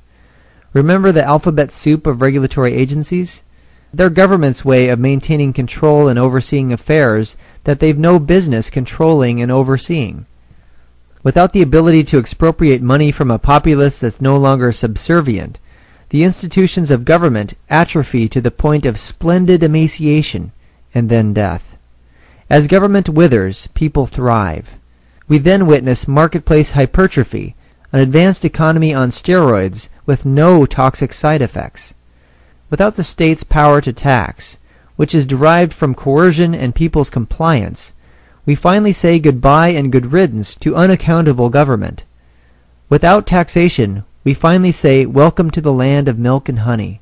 No offense to the lactose intolerant and to diabetics like myself, who of course would be cured through new biotech advances. This leads directly to the question of how real accountability is created for the services that government supposedly attempts to provide us. Well, that's easy. You vote with your money. This is the real, meaningful, and direct power that each of us possesses, and it's indeed the genius of a free market system, a system of self-governing capitalism. We pay only for what we want, and we get only what we pay for. If we believe we're not getting a good deal, then we stop payment and do business somewhere else. This is the real check and balance of the marketplace. Actually, there's no logical or effective or efficient substitute. You can try to make a country of laws but not of men, but men will make and maintain laws in accordance with their enforced monopoly organization called government. Therefore, the only thing that can prevent corruption, theft, waste, and injustice is to abolish their funding and look elsewhere. A legalized monopoly on anything in the marketplace, especially a legalized monopoly on the use of force, and especially one that takes money rather than makes it, and I don't mean with the printing press, is a prescription for absolute power and absolute disaster. It means disaster for individual rights, private property, liberty, and the pursuit of happiness. and in some cases it means suffering and death to multitudes of people. Upon some reflection, one wonders how such a diabolical system could ever be entertained, let alone implemented and continually upheld by rational adults. As long as people exchange values in a voluntary manner, by means of their own decisions, there's no need for instruments of force. The only type of force warranted in a free society is retaliatory force. Reasoning beings have a need to rectify injustices and ascribe consequences for wrongdoing. And since the only moral instruments of force stem from the right to self-defense and defense of one's property, these instruments must be enacted either on one's own or by a chosen agent of retaliatory force, based on efficiency and reputation, or price and competence. One could call these legal agencies, but for all intents and purposes they more accurately are called insurance companies. Free market insurance companies will likely become the new guards of our future security that Jefferson spoke of, though he wisely left them to our imagination and ingenuity. What they'll be ensuring is our right to live and flourish in an environment of liberty that respects property rights, an environment of complete liberty. They'll make sure that whatever rights violations have occurred are rectified with reparations for damages and equitable restitution. Nonetheless, individuals will always be free not to purchase such services. No one may impose on others who live peacefully. Notice that this will be fully possible only when private property is ascribed to every possible domain. Again, there's no alternative if we desire to live in lands of peace and prosperity governed by respect for ownership, rather than deference to authoritarian and arbitrary power structures. As the Austrian economist Hans Hermann Hoppe has keenly noted, insurance companies in the business of defending rights will have every incentive to minimize risks to their clients and to exact justice when faced with a probable claim, following from a rights violation. Those with the best reputations for competence will be in most demand. Remember, the people have decided to no longer tolerate despotism or suffer evils. As noted by Homer in the Iliad a few millennia ago, and by Achilles in the film Troy, there are no pacts between lions and men. When some men take on the manners of lions, there can be no appeasing them. Let's also keep in mind that today's corporate insurance companies have big offices on K Street. It's no wonder. Insurance is one of the most heavily regulated industries in America. We, as consumers of all forms of insurance, suffer considerably as a result. Higher prices, convoluted, almost unreadable policies that nearly require a team of lawyers to decipher, and substantially reduced choices face us daily. Additionally, insurance companies are prevented from making all sorts of practical business decisions, and many of the bigger corporations have lobbied to attain corners on the market and become immune to various market pressures. Surprise, surprise. What-abouts and what-ifs, last-ditch attempts to save the state. The thought of replacing the coercive operations of the state with respectful free market processes is probably unsettling for many who are accustomed to the status quo, either as rights infringers or, ironically, as their victims. In any proposal of radical, principled political change, some tend to fear the worst, and they tend to overlook their present yokes and chains. Let's examine a few typical concerns. If government essentially does things by pointing guns at people, how in the world can you give this power to more than one organization? You will never be able to keep an eye on so many powerful organizations. Does giving absolute or even constitutionally constrained power to initiate force to one organization somehow solve the essential problem of government? No, it does not. Does allowing legal immunity for one group of aggressors against the sovereignty of individuals make a political system of justice? Most certainly, it does not. Instead, monopolistic government creates the very problems that it's purportedly designed to solve. Rather than creating law and order, it fosters lawlessness and disorder by incorporating the initiation of force as its method of operation. Instead of being accountable to citizens, it throttles them with unjust laws and expropriates and controls their property. Instead of protecting our rights, it lays a wretched foundation for criminality in society by taking revenue rather than making profits, and threatening everyone to conform to its collective irrational will, as well as put up with its huge lack of customer service. In short, the state creates massive roadblocks to peace and prosperity. Even if government were strictly relegated to the use of retaliatory force and protection of individual rights, under laissez-faire capitalism, this would contradict its nature as a legalized monopoly that forcibly bars other organizations from competing, organizations that can perform the service of justice better, perhaps far better, as well as much cheaper. The ideas of voluntary payment and rights-upholding agencies follow from the principles of justice, individual rights, and contracts. Since anyone has the right to self-defense and to rectify wrongs done to him or her, anyone can delegate enforcement of that right or become an agent to enforce such rights for others. Logically, no one has the right to enforce a monopoly of rights-based agency on others. None of us may tell others what's good for them and then proceed to force them to accept it. In other words, individual rights come before government, not the other way around. The concept of liberty precedes any actions to ensure it. Organizations of people in the free market, not ones who currently use political pull, get powerful because they satisfy customer wants and needs. As soon as they start failing at this job, they lose market share and even go out of business. People spend their money on products and services that best suit their needs, rather than on one-size-fits-all models. Therefore, the power really resides in those who decide to spend money, not in those who compete for earning it. Won't there be numerous overlapping jurisdictions in which violence is used to resolve jurisdictional disputes, not to mention biased judgments in cases for clients of particular insurance companies? After all, when governments disagree, they tend to go to war. Why would private enterprises, who get paid by whoever is rich enough to buy their favor, be any better? In fact, wouldn't they be worse, creating a land ruled by warlords and mafia-type thugs? Such reasoning partially illustrates why we remain in our present form of despotism. Jefferson was so right when he wrote that all experience hath shown that mankind are more disposed to suffer while evils are sufferable than to right themselves by abolishing the forms to which they are accustomed. Apparently, we need to be fully enslaved by the state before any real alternatives are worth considering. Of course, by then our fates would be permanently sealed, similar to being stuck in quicksand up to your neck before attempting to extricate yourself or call for help. In matters involving human thought and action, one must strive to avoid context dropping as well as confirmation bias, which means only looking for what one wants to find, and finding only what one is looking for. Actually, in politics, it's often worse than that. The things found are merely creations of one's own mind. Needless to say, objectivity is thrown out the window, head first. Scientists are probably most keen about these reasoning pitfalls, at least in their own disciplines.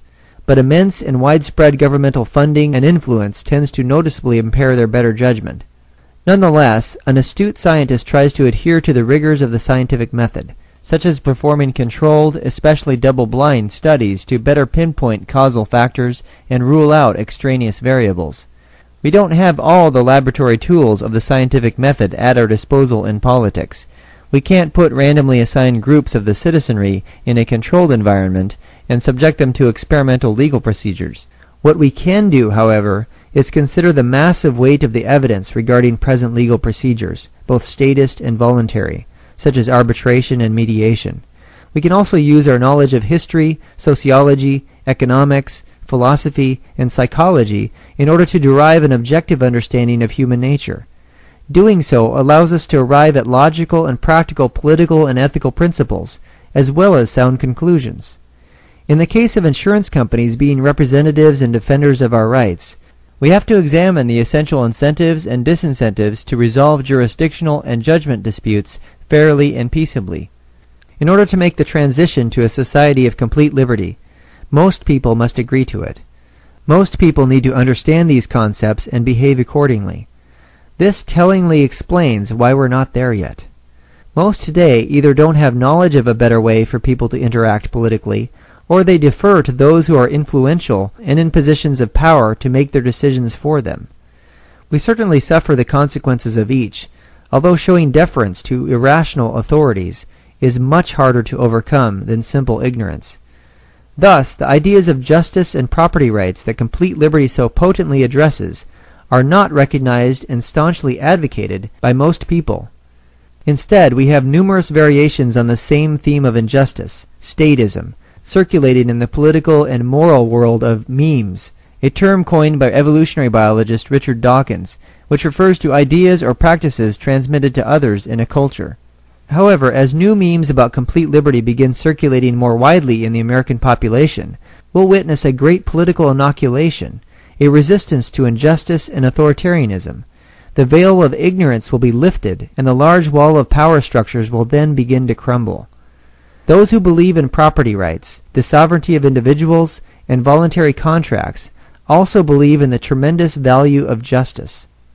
A society of predominantly rights-respecting people forms an impenetrable network of liberty-oriented memes, which are translated into their physical manifestations as legal agencies.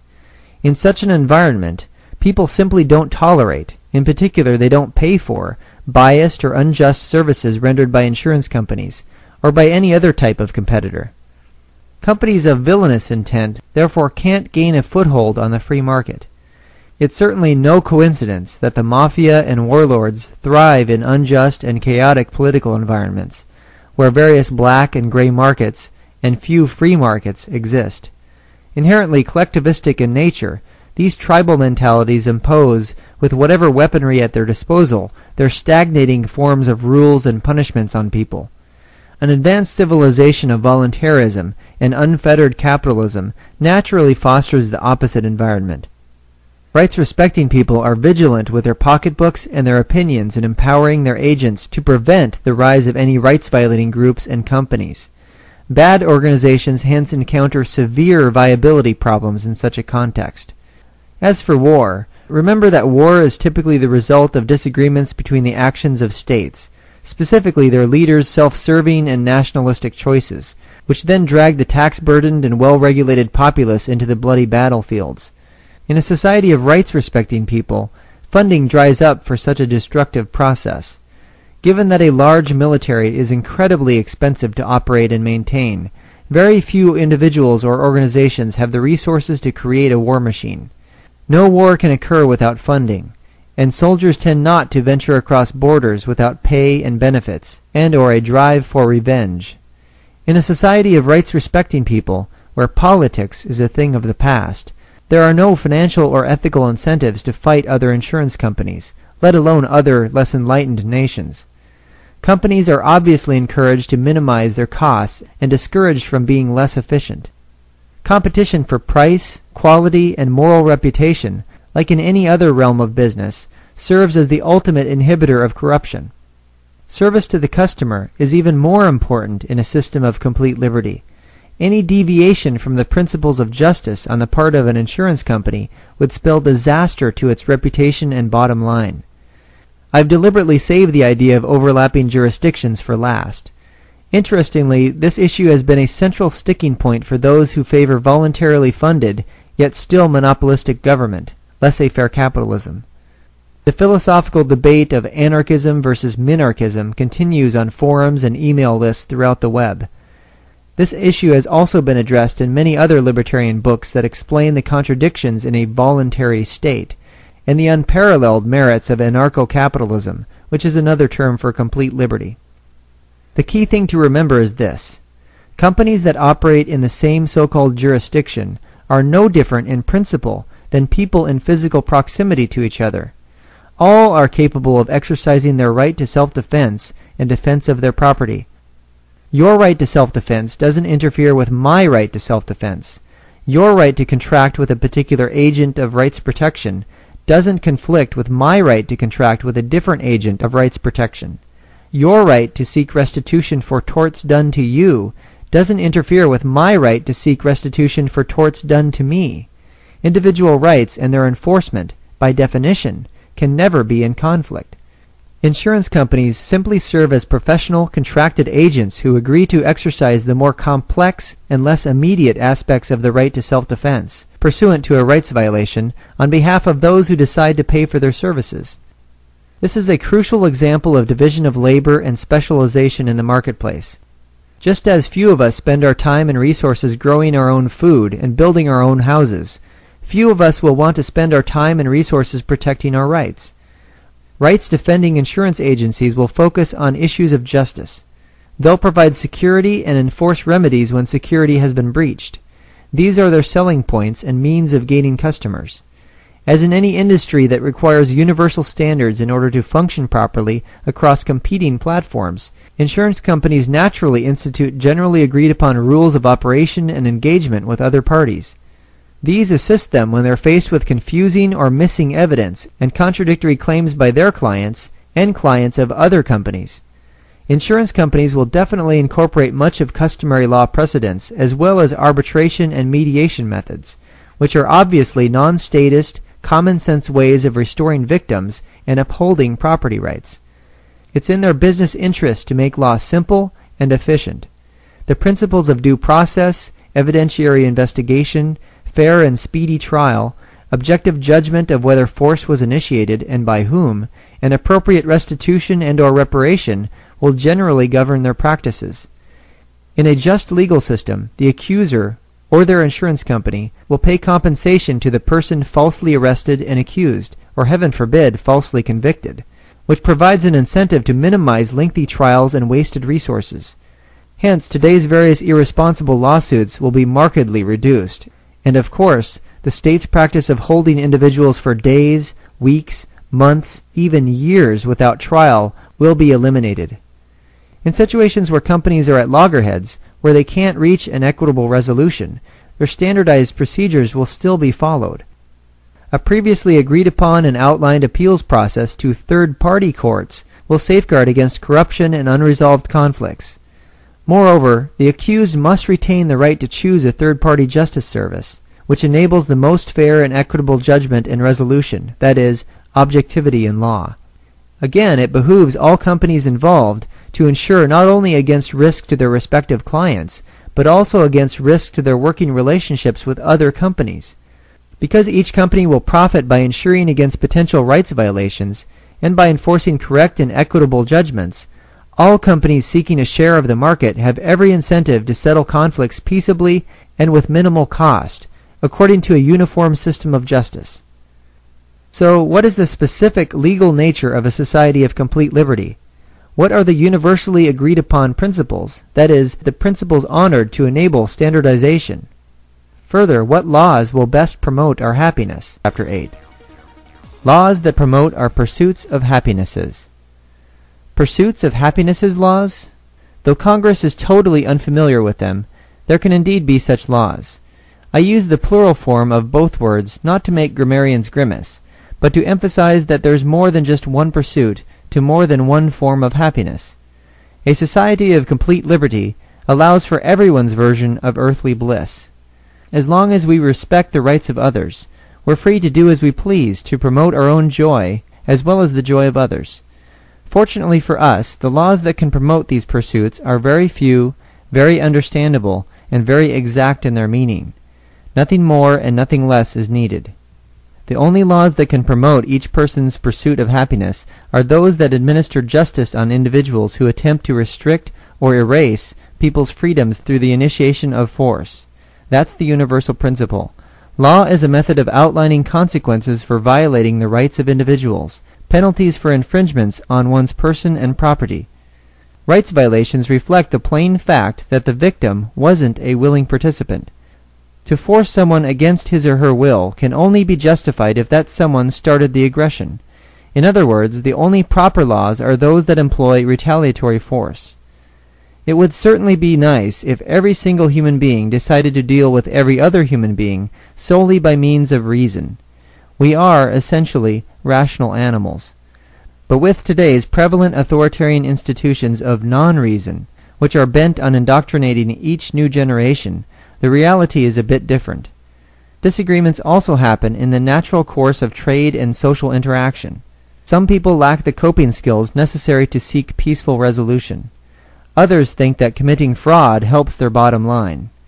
However, the fact that respectful and enjoyable relationships are the overwhelming rule in the marketplace of most societies, not the exception, is a testament to the general goodness and virtue in humanity.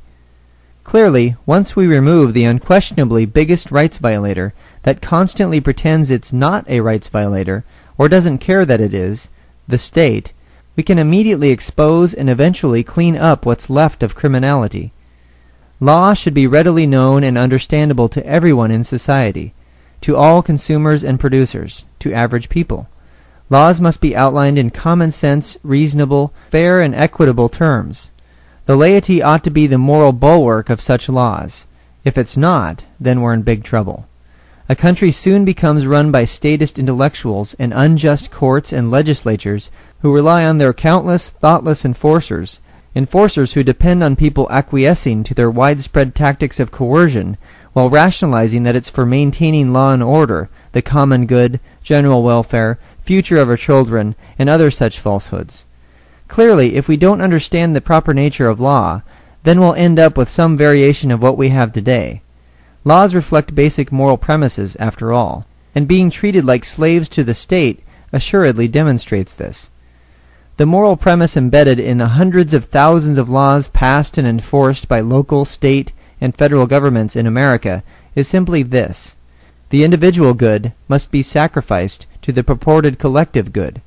In other words, the demands of a collection of individuals supposedly trump the rights of any particular individual. When stated this way, the premise can't stand scrutiny. Because only individuals have rights, only individuals can have thoughts, feelings, and make decisions, no rights of a collection of individuals can override those of a single person.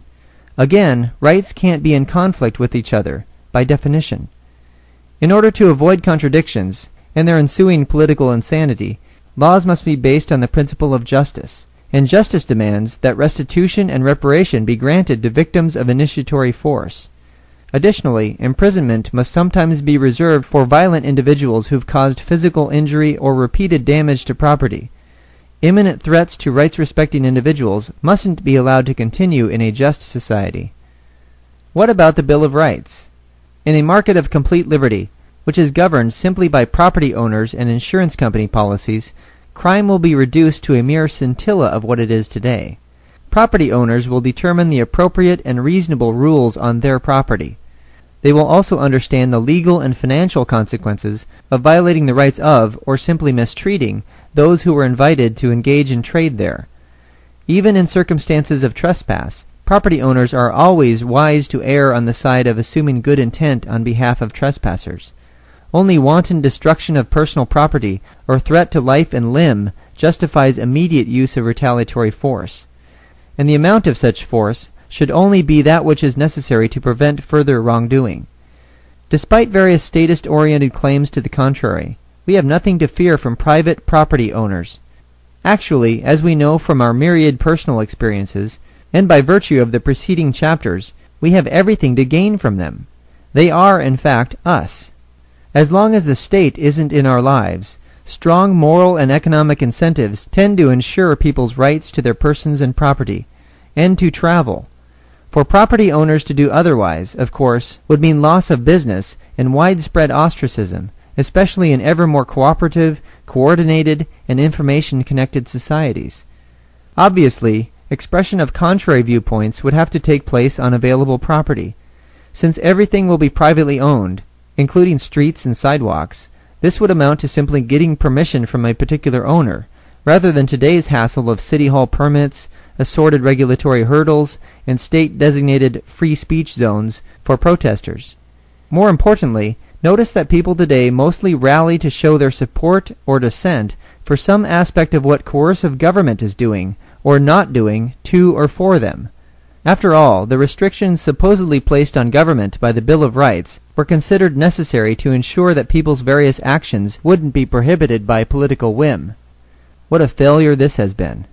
The freedoms to assemble peaceably, to complain to government, to speak your mind, to publish at will, to worship as you please, to have weapons, to maintain your privacy, to prevent troops from calling your house their home base, to have a fair and speedy trial in accordance with the rules of justice and due process, are continually assaulted where the state reigns supreme. A legalized monopoly on force always leaves people concerned about losing more of their freedoms. In a system of complete liberty, however, these freedoms aren't in jeopardy anymore. They're restored and assumed as matters of fact. A land that embraces the principles of self-ownership and non-initiation of force upholds people's freedoms rather than threatens them. Again, the Bill of Rights was crafted in an attempt to prevent government from restricting or erasing your freedoms. Additionally, some of the amendments in the Bill of Rights have no relevance or necessity in a private context. Obviously, the freedom to do whatever you please can only be fully exercised either on your own property or on a consenting person's property. While many commercial property owners may make rules restricting various rights outlined in the Bill of Rights, they're usually reasonable and prudent ones, such as "leave your guns at the door, gentlemen," or "no disturbing other people's experience in the theater, please." There simply aren't many economic or moral incentives to do something unreasonable or imprudent in relation to people's rights. Businesses don't want to drive away customers, after all, and hardly anyone desires to be disrespectful in commerce. Owners have to earn their money by providing things that others want, like, enjoy, and appreciate. Humans are definitely social animals, and trade for mutual benefit tends to break down all disrespectful barriers. Complete liberty thus creates a legal context in which bigoted persons could no longer wield the collective tool of the state at individuals seen as members of various classes and groups, which government typically spends a lot of time categorizing and appealing to. In those cases in which a commercial property owner's rules are more stringent than some consumers find acceptable, such rules will be immediately contrasted with more appealing ones by other owners.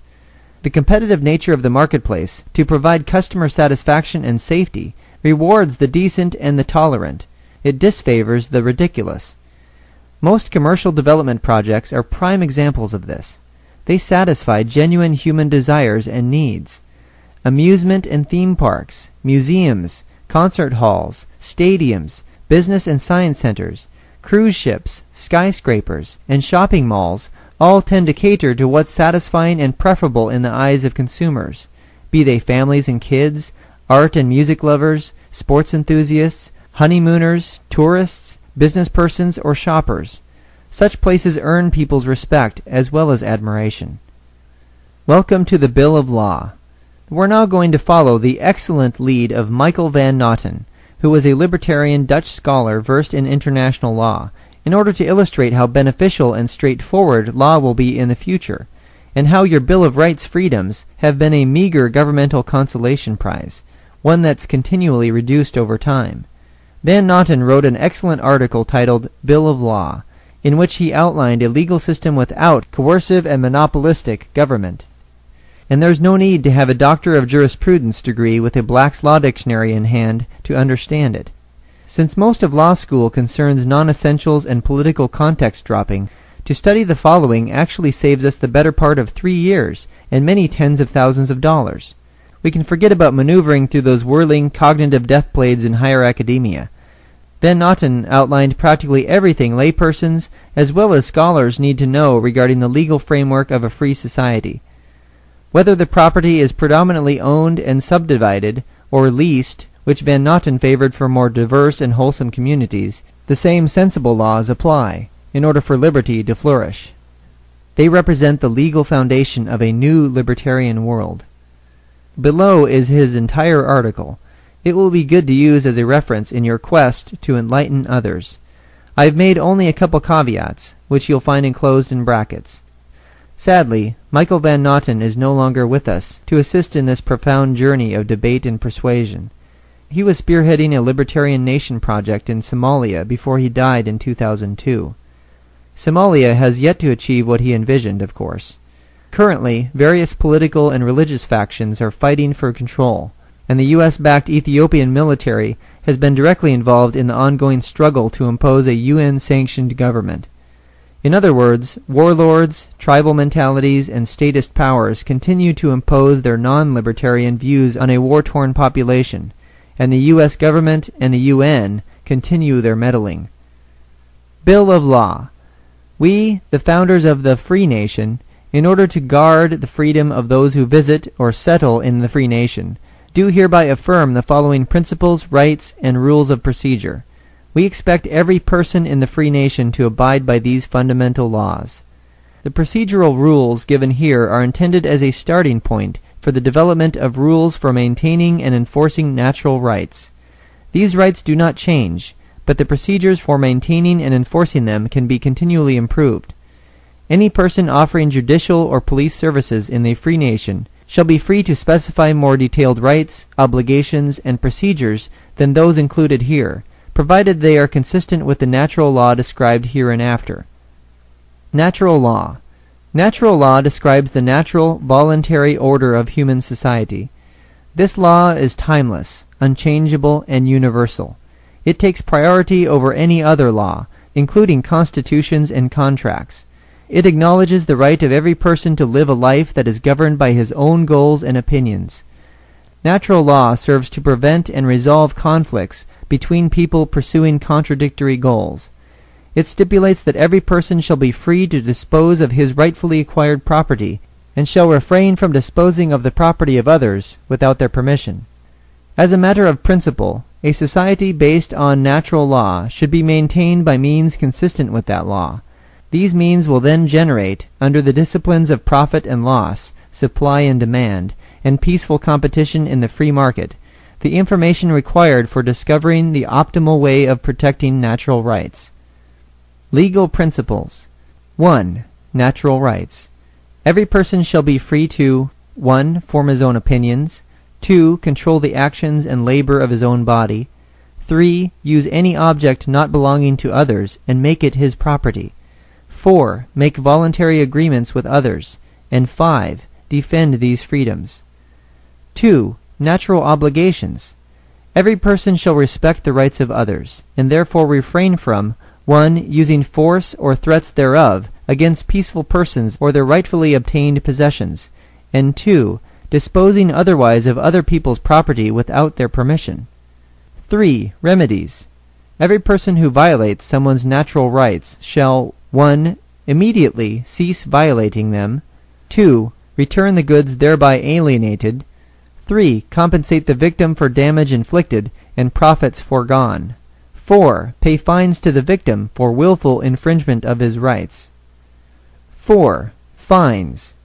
If the parties concerned fail to agree on the nature or extent of the fine, it shall be determined by an independent and impartial court of law on the basis of the seriousness of the crime and the circumstances under which it was committed. 5. Sanction. Every person who refuses to remedy the rights he violated loses, to the benefit of his victim and to the extent required for remedy, his right to dispose of his freedom and property as long as he persists in his refusal. 6. Force. Every person shall be free to defend his natural rights by using force against his attacker, and to call upon police to restore them.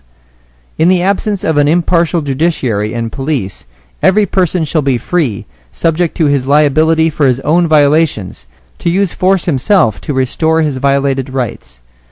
7. The police.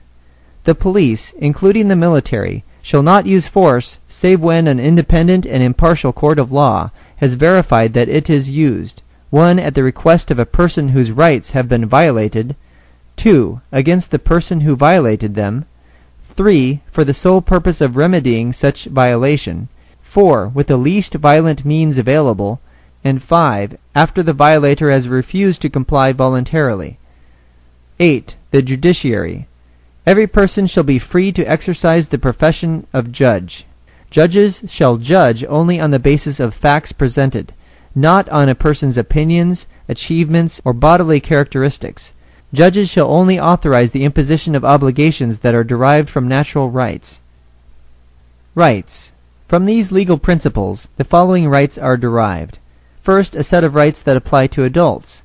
Then, the rights pertaining to children, and one special right pertaining to women. Rights not listed shall be upheld only if they are consistent with the principles set forth above.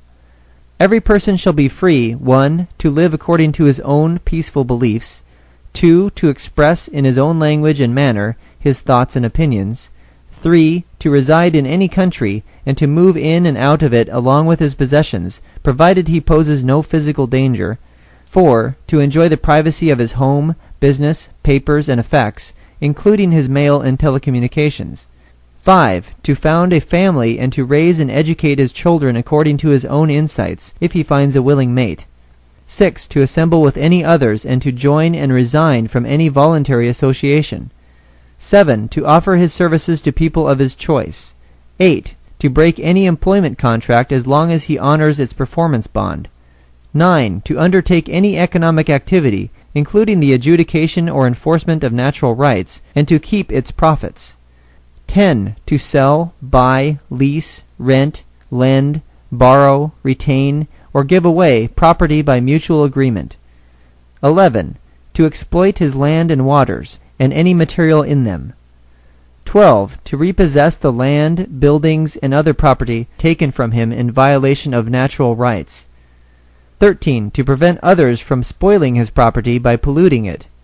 14. To criticize or petition any government institution and avail himself of any services it offers. Of course, government, as we currently know it, won't exist. 15. To keep and bear arms, excluding weapons of mass destruction. Actually, persons and companies, composed of persons, retain the right to use whatever devices they deem necessary to defend themselves from attackers, or to deter them, such as aggressive statist militaries. 16. To use force himself when his rights are in clear and present danger. 17. To dissolve any government institution which systematically violates natural rights. Children shall enjoy the same freedom as adults except for restrictions imposed by their parents in the interest of their safety, health, and development. Children become adults when they behave as adults. Children are entitled to receive from their parents food, clothing, shelter, health care, and education. Parents shall not be liable for the activities of their children unless they could have prevented them. Contracts concluded by a child may be dissolved by a court of justice at the request of the child or any of its parents. When parents are unable or unwilling to care for their child, the child or others acting on its behalf may appeal to a court to appoint a legal guardian who will assume the parental rights and responsibilities. Women shall be free to abort their pregnancies at their own discretion and expense. Rules of procedure in criminal matters. The following rules shall guide the actions of those who provide judicial or police services. 1. Every person accused of having violated a natural right shall be presumed innocent until proven guilty by an impartial court of justice. Until then, he shall be entitled 1.1. To agree with the plaintiff on initiating, interrupting, and terminating any litigation before a judge of their choice. 1.2. To refuse to submit to a judge who is forced upon him as long as the judge's impartiality is not assured, and his request, if any, for a jury has not been granted. A jury of supposedly one's peers in America currently consists of people summoned by the state for jury duty, which means typically registered voters being plucked out of the community, then subjected to a screening process by lawyers of the defense and prosecution, then informed and uninformed and misinformed by judges about specific codes of conduct, and finally to leave their jobs for as long as the non-speedy trial takes. That is, if they can't find a way out of this coercive, costly, and cumbersome process. Any jury in a free system, however, would consist of paid professionals, or perhaps volunteers serving on a rotation basis. They would be versed in the objective procedures of laws and liberty, and allowed to pursue rational methods of fact-finding and due process, unlike today. Yet in all likelihood, juries wouldn't be necessary, because their main purpose is to protect citizens from statist tyranny. 1.3. To be informed in writing and in a language which he understands of the nature and cause of the charges against him. 1.4. To try to refute those charges, but no plea of ignorance of natural law shall be accepted. 1.5. To be assisted and represented by counsel of his choice, and to keep his communications with that counsel confidential. 1.6. To be allowed adequate time for presentation of his defense. 1.7. To resist interrogation, to decline to supply evidence against himself or his organization, and to refuse confession. 1.8. To inspect the evidence brought against him and to cross-examine his accusers and their witnesses. 1.9. To bring in his own witnesses to testify under the same conditions as the witnesses against him. 1.10. To be given a prompt trial, without undue delays, and to receive a copy of its proceedings. 1.11. To reject procedural and evidentiary rules which infringe upon the principle of presumed innocence. 1.12. To decide whether to permit friends, family, the press, and others to attend his trial. 1.13. to present his defense in writing and to elucidate his defense orally at his trial.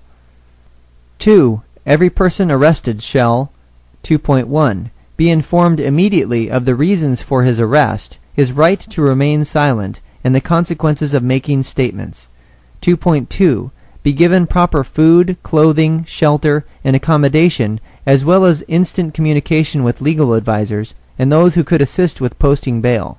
2.3. Be spared torture, assault, mutilation, sterilization, and other cruel or inhumane treatment. Of course, if such methods are actually being entertained, let alone perpetrated, we likely have many other problems to deal with, as we do today with unaccountable governments scoffing at fair treatment and due process. 2.4. Be brought without undue delay before a grand jury or impartial court of justice, failing which he shall be entitled to instant release. 2.5. Be instructed in writing and in a language which he understands of the reason and nature of the charges against him. 2.6. Be released from detention when the court finds the charges lacking in credibility, or when sufficient guarantee has been given to ensure that he will appear at the trial and obey the judgment, and his release would not frustrate the investigation. 2.7. Be permitted to receive mail and visitors. 3. Every person convicted of having violated a natural right shall be entitled 3.1. To be informed in writing and in a language which he understands of the reasons for his conviction. 3.2. To appeal once against his verdict and to have its interpretation of rights reviewed by a separate court. 3.3. To avoid forcible execution of his verdict by complying voluntarily. 4. No person finally convicted or acquitted shall be put in jeopardy again by the same or by another court for the same activity.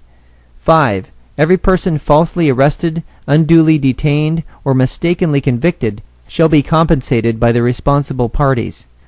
6. Every person in clear and present danger shall be entitled to use force himself in order to 6.1. Defend his rights against immediate attack.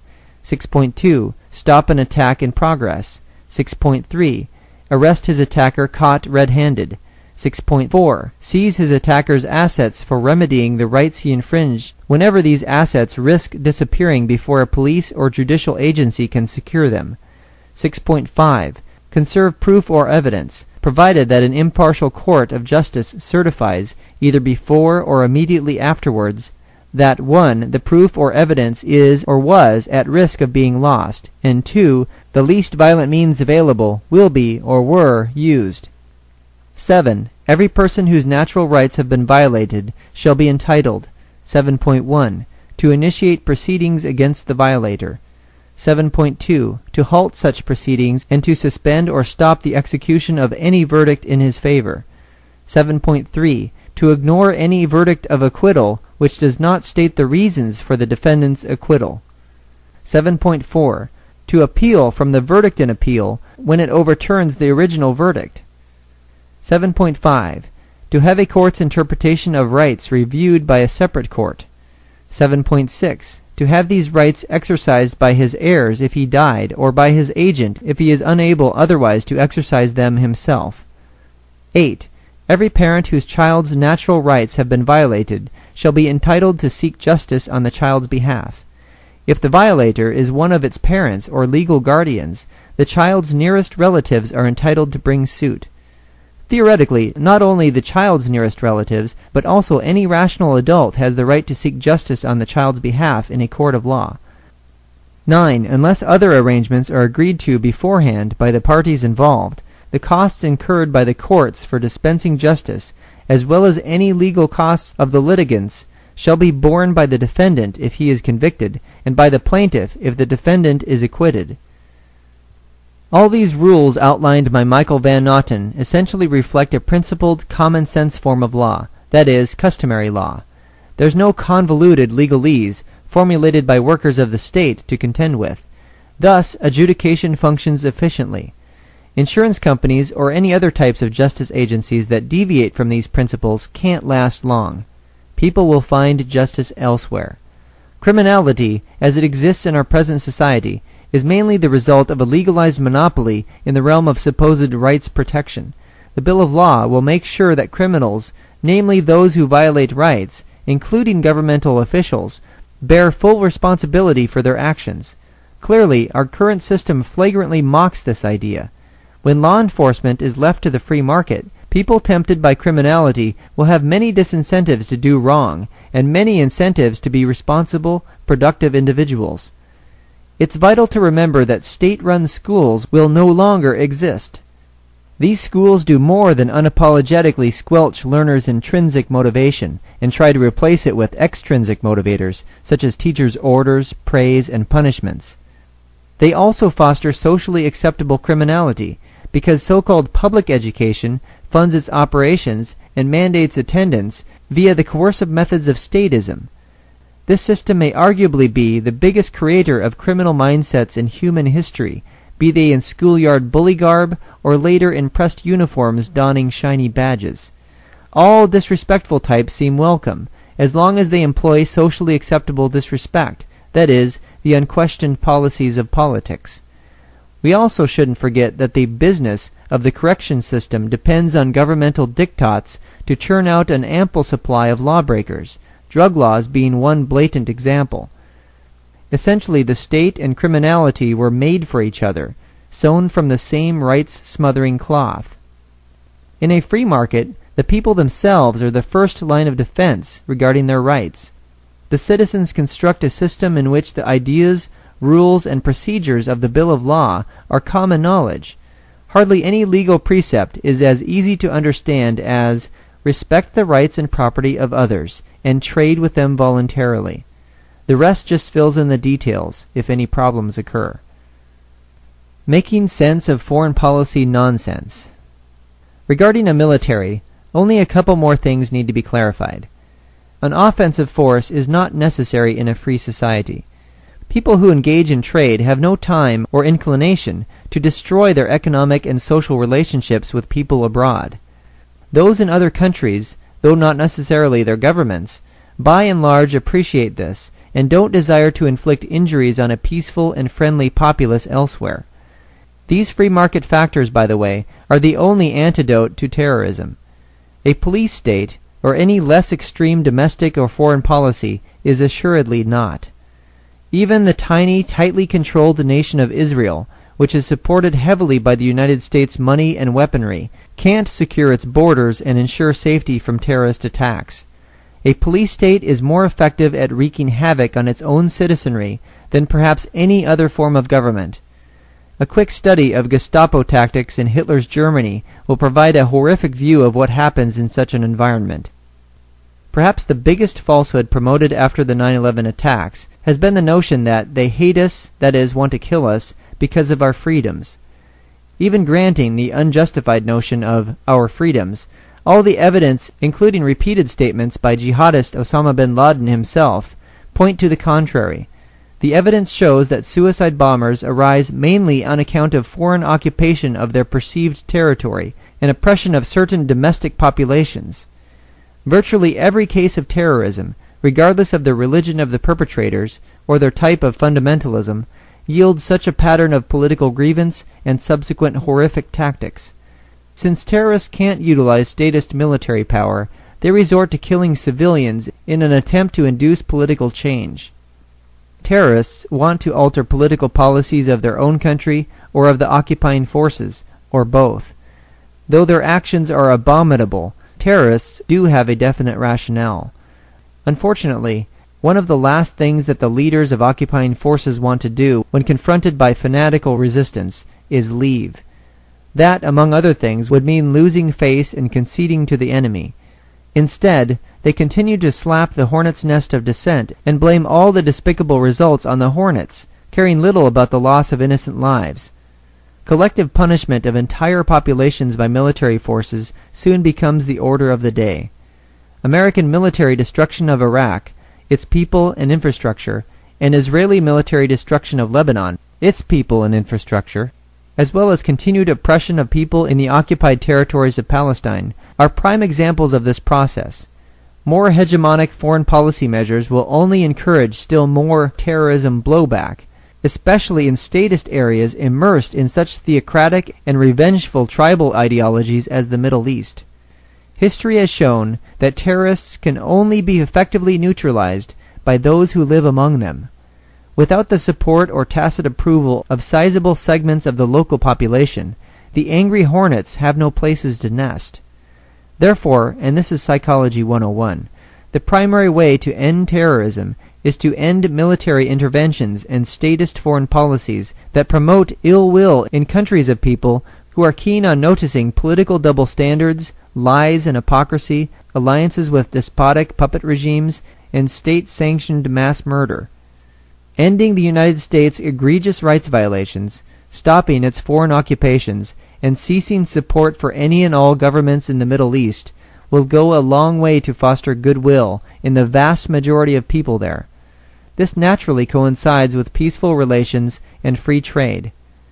Those who embrace a non-violent form of Islam, or any other faith for that matter, seek a more prosperous future for themselves and their children, just like the rest of the world. A voluntarily funded military, to the extent that it's needed, will be used only for defensive purposes. Any large companies or people that might need protection from aggression in faraway places or close to home must pay for it out of their own pockets.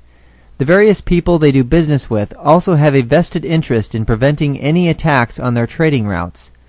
But what about other governments that might attempt to take over and control a free society? Well, they would realize that they have everything to lose and nothing to gain from unprovoked aggression. Even in recent history, few power-hungry warfare states have desired to target countries that haven't provoked them, or their declared allies, either through military actions or economic sanctions.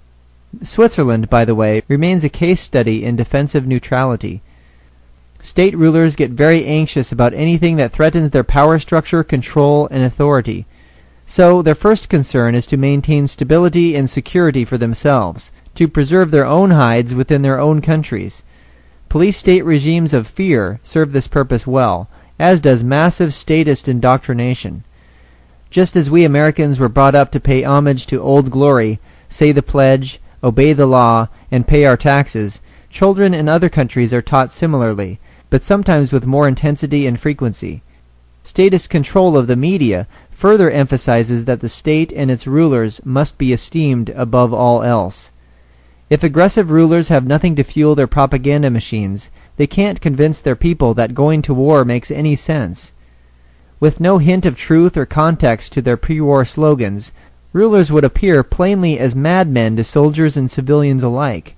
Hence, certain slogans are necessary to win the first battle, the one for the hearts and minds of the citizenry. Look at how they've treated us. They want to kill us all. They pose a grave danger to our society. They want to see us all suffer and starve. Look at how they've dealt with others. Fight them for what they've done to your brothers and sisters, mothers and fathers, aunts and uncles. They believe that they're better than you. Just look at their tactics. See how evil they are? We must strike them before they strike us. Clearly, such statements can come from the mouths of leaders of democratic and totalitarian regimes alike. If, for some odd reason, another country's government did target a free society without the support or sympathies of its populace, it would face quick and overwhelming retaliation from numerous decentralized and distributed forces. Retaliation would be directed specifically at the leaders giving the orders. That is, assassination of the despots would be the primary method of attack, along with destruction of immediate offensive threats. This would assuredly cause aggressive leaders to think twice before making a false move. Most would definitely question the perceived wisdom in attacking a highly innovative and advanced free market system, in which individuals are willing to defend their highly valued freedoms. Since swift victory is primarily about strategic information and technological superiority, the market of complete liberty will beat any state-controlled market, hands down. Because a free market provides a brilliant example to others throughout the world of life's great possibilities, the political grip of various statist regimes will be steadily pried loose.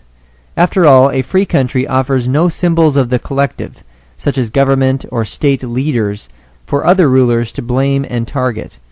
A free country therefore invites no governmental or military aggression. It provokes no retaliatory measures either. Consequently, statist regimes will be left without an enemy, except the one within their own borders, the people.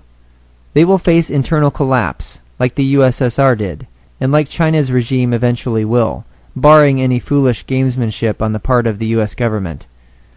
America has really come to a fork in the road, and only one direction leads to our safety and security. Liberty can spread quickly. It works as a universal solvent for bad ideas and policies.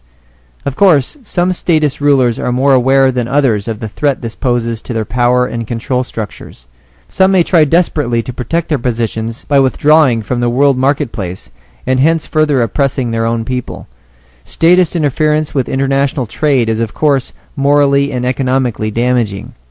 It creates a downward spiral of great losses for everyone involved. In extreme cases, it can kill millions.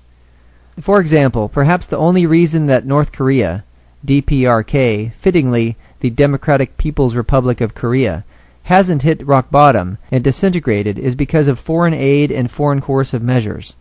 The governments of the U.S., China, and others, among other sordid things, in coordination with UN organizations, have been feeding the DPRK military for years.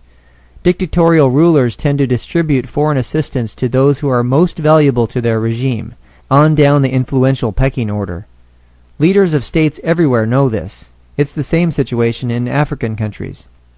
Many U.S. and Chinese officials believe that if the North Korean regime were to collapse, a refugee crisis of epic proportions would ensue, causing unpredictable political problems. So they actually believe it's better to forcibly keep an utterly impoverished and tortured people within their own state's borders than to really do something to help their plight. The Chinese state doesn't even allow North Korean refugees safe passage to Mongolia, which is willing to accept them. Much like the psychotic plot of a horror film, people are treated as creatures to control and slay. Better to send refugees back to their national slaughterhouse than to allow them freedom to travel to places of less oppression. Totalitarian regimes such as the People's Republic of China keep short leashes on people, especially ones who dare to break the state's laws. The former Union of Soviet Socialist Republics would have probably hit rock bottom decades beforehand too, had it not been for the financial and moral help of the various Western powers. American statesmen and their financial cronies were most helpful to Stalin after World War II. Obviously, when political leaders share the same statist premises, we can expect the terrible aftermath. So, back to our pursuits of happinesses. The above talk about war and statism is just a bad dream in a voluntary society. Given the incalculable benefits of such a society, and the incalculable drawbacks of present political systems, you might wonder why the status quo remains so. Why is it so difficult for so many people to accept the idea of complete liberty, let alone work diligently to implement it? Chapter 9. If it's natural to be free, what's stopping us? Antisocial political behaviors: lying, cheating, and stealing. By now, it's probably apparent that complete liberty is more than just a political and economic system. It's also an ethical one. It outlines a new way for people to deal with each other, not simply in their personal interactions, daily affairs, and business relations, but in the way they interpret their form of government, and therefore how it interacts with and affects everyone. It's easy to let government go on being itself, big, plodding, intrusive, even dangerous and deadly, doing things that hardly any of us appreciate on a personal level. But the state is composed of particular persons doing particular jobs, and that's the real issue. Lying, cheating, and stealing are not admirable behaviors. Forcing people to do things against their will is not a way to gain respect. Yet, these behaviors are given more acceptable names in politics in order to disguise their essentially coercive quality. Those in the mainstream press are accomplices in this game of doublespeak.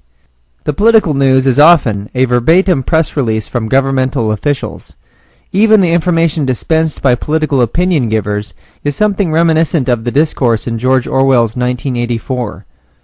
Interviews with politicians and bureaucrats never touch on the reality of what individuals in government are doing to us. After all, if reporters raised awareness of this reality, they would likely be banned from political access. But being banned from access is just what reporters need in order to shake them out of their misguided practices and encourage honesty with the American public.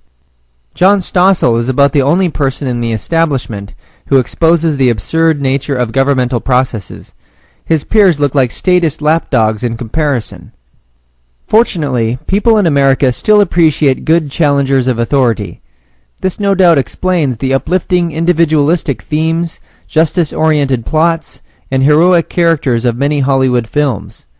Also, the high ratings of Comedy Central's The Daily Show and The Colbert Report reveal that many Americans enjoy a bold and satirical look at politics as usual, and a witty skewering of those in positions of power.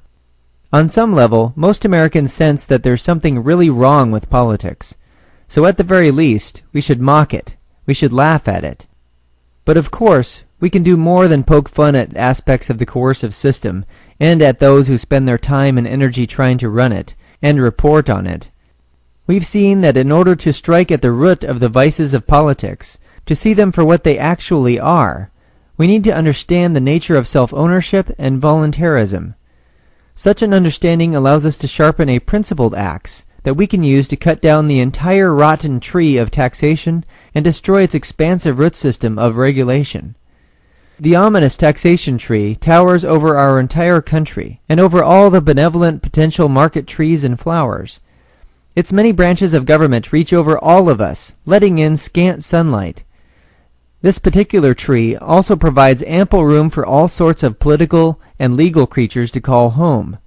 The problem is, political animals aren't keen on coming down from a tree by ordinary pleas that they become less meddlesome, or that they should mistreat us less. After all, from their various perches, what need do they have of more sunlight?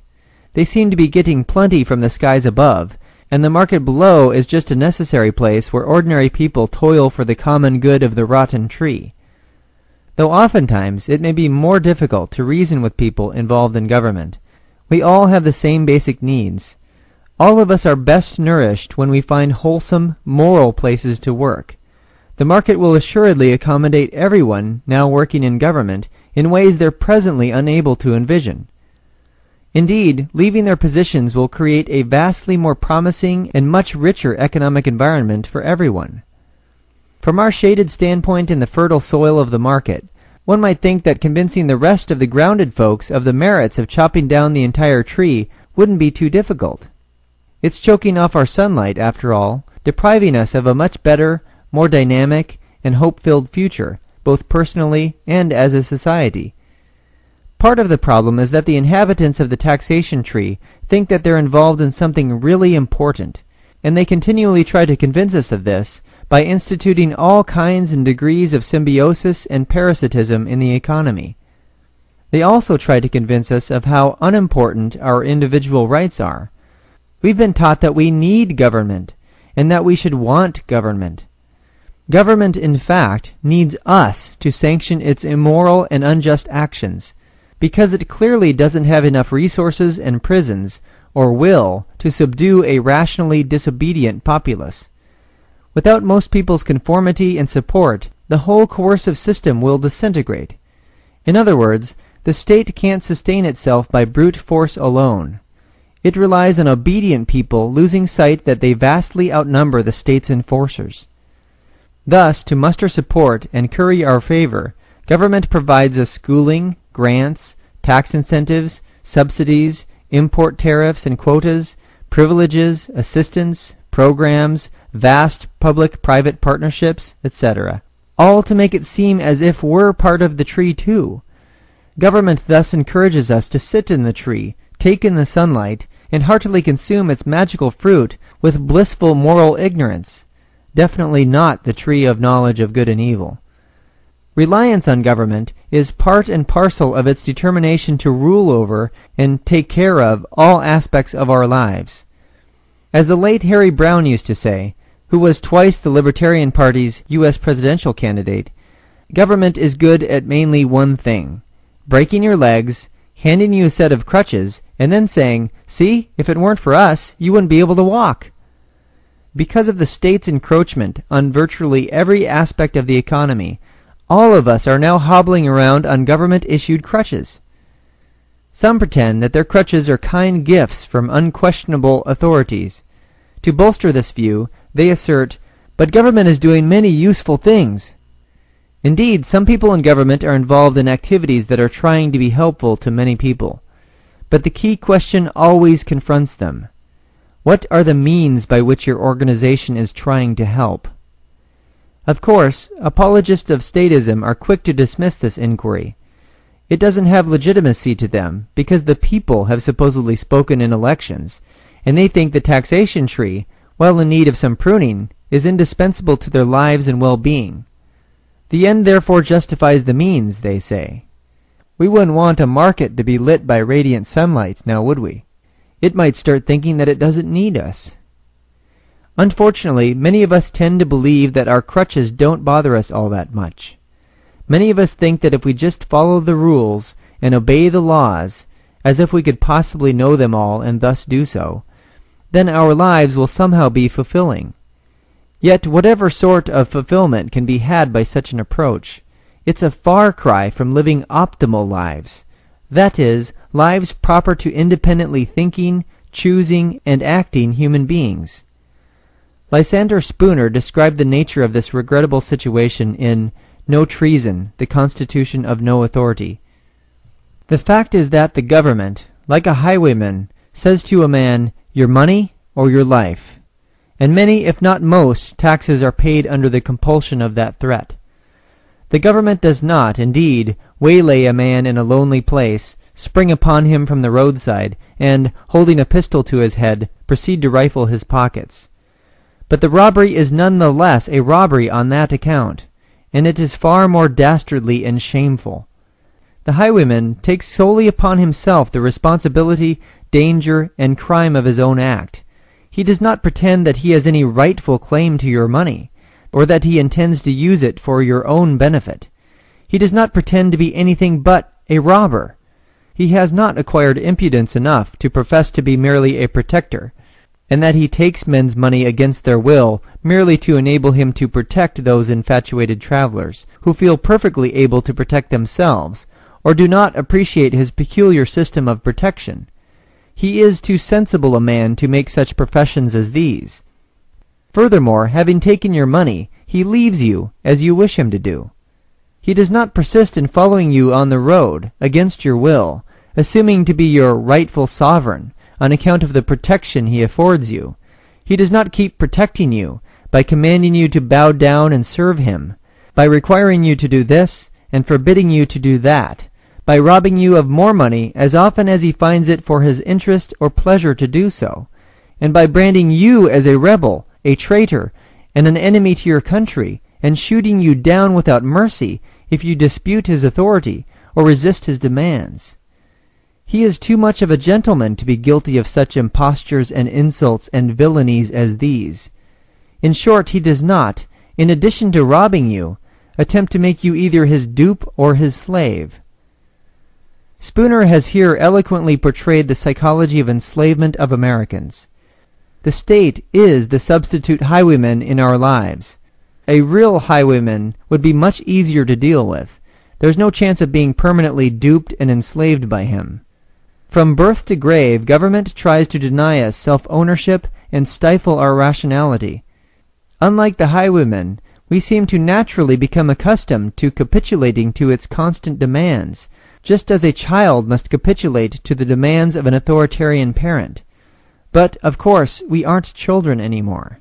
Yet are we, in a profound way, still locked into a survival mode that resembles a suffering child? One thing's for certain regarding this issue. It's impossible to correct the immoral and unjust behavior of state employees by obeying them and acting as if we aren't being victimized. Such a practice, the practice of thanking our leg breakers for the crutches they provided us, or complaining that the crutches don't fit properly, or at most wishing that we didn't have to wear crutches, is indicative of the Stockholm Syndrome. The name comes from a 1973 bank hostage crisis in Stockholm, Sweden, in which the hostages became quite sympathetic to their captors. The formal definition is as follows: an emotional attachment to a captor formed by a hostage as a result of continuous stress, dependence, and a need to cooperate for survival. Thus, the victim identifies and aligns with, essentially excuses the actions of, his or her oppressors. The phenomenon is probably as old as humankind itself. Untold generations of children have had to cope with authoritarian parenting methods, as opposed to ones that fully respect and nurture their reasoning abilities. In contrast, lenient parenting methods, which are without coherent structure, consistent guidance, and understandable education, are arguably not much of an improvement over authoritarian parenting methods. America is faced with a hostage crisis of epic proportions. Even though the ransom has been paid by the victims over and over again, the captors are never satisfied. Nearly everyone is afflicted with varying degrees of the Stockholm Syndrome, even though, as noted, we can at any time collectively disarm our captors. The more we trick ourselves into believing that placating our captors will keep them from destroying our lives, the more our lives and society become mere shadows of what they could be. Obeying unjust laws and regulations and allowing our wealth to be taken from us is also similar to paying bribes in order to survive. Regardless of whether ransom or bribes is the most accurate depiction, such behavior will never restore our lives, our dignity, and our freedoms. Nor will it ensure our lives, our fortunes, and our sacred honor, to speak in the founders' terms. Remember, the dastardly and shameful practices of the state's employees can't be appeased. Further appeasement will only beget more of such practices, more of the game wherein the state's employees pretend to be our protectors and providers, and we pretend not to be their dupes and slaves. Therefore, we must strip the state itself of its power by exposing it for what it truly is. Noticing the obvious and judging it properly. While evidence for the biggest crime imaginable is in plain sight, there are those who don't want to stand up against immorality and injustice. Even though they may not be directly involved in government, they certainly toe the party line. For instance, you may wonder, as I have, why independent media tend to lean in the Marxist direction. They seem to be as blind to the coercive essence of the state as those in government. Or they're just as aware of it, and they don't care. Most of them probably think that if only they had the governmental tools at their disposal, then they could shape the world to their own liking. The environment would be saved, no one would be poor, there would be no more wars, everyone would have equality, the market would play fairly, and so on. What they fail to acknowledge, of course, is that the good can't be achieved by irrational means. You can't make people more rational by foisting irrationality upon them. Individual rights and property are more fundamental concepts to the creation of a good world than anything else. Society is only as good as the persons residing in it, and how they treat each other. The less individuals and their property are respected and dealt with through reason, the less good can be accomplished. The way to a better world must start with complete repudiation of a moral code that holds the sacrifice of individuals and their property as proper for the common good. By that inverted ethical standard, there can be no end to the sacrifices. Soon they consume an entire civilization, because each person who abides by this code has his or her own values to force on everyone else. Under this code, people's values are transformed by government into endless needs, to be satisfied by those most able as well as those less able. From communism to democracy to a constitutional republic, the premise is the same. The able, who can be anyone for any reason, must be sacrificed to the needy, who can be anyone for any reason. This obviously creates ongoing turf wars of special interests, each vying for their day in the sun, their governmental branch to perch on, for the good of the few at the expense of the many. One may wonder when the news media will become objective about the full nature of these abominations. Clearly it's within the average person's capacity to report and judge events based on logical thought and evidence. One doesn't have to drop the context in which things occur. Chasing metaphorical and literal ambulances may get people's attention, but it also loses sight of why so many accidents are happening. Ayn Rand wrote about the need to distinguish between the metaphysical and the man-made. Things don't just happen without causes. People make choices, and they take actions that may or may not have been necessary or preventable.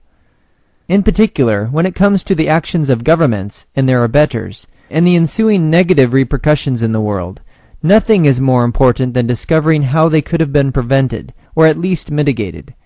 In other words, we need to distinguish not only what's caused by nature versus what's caused by human choice.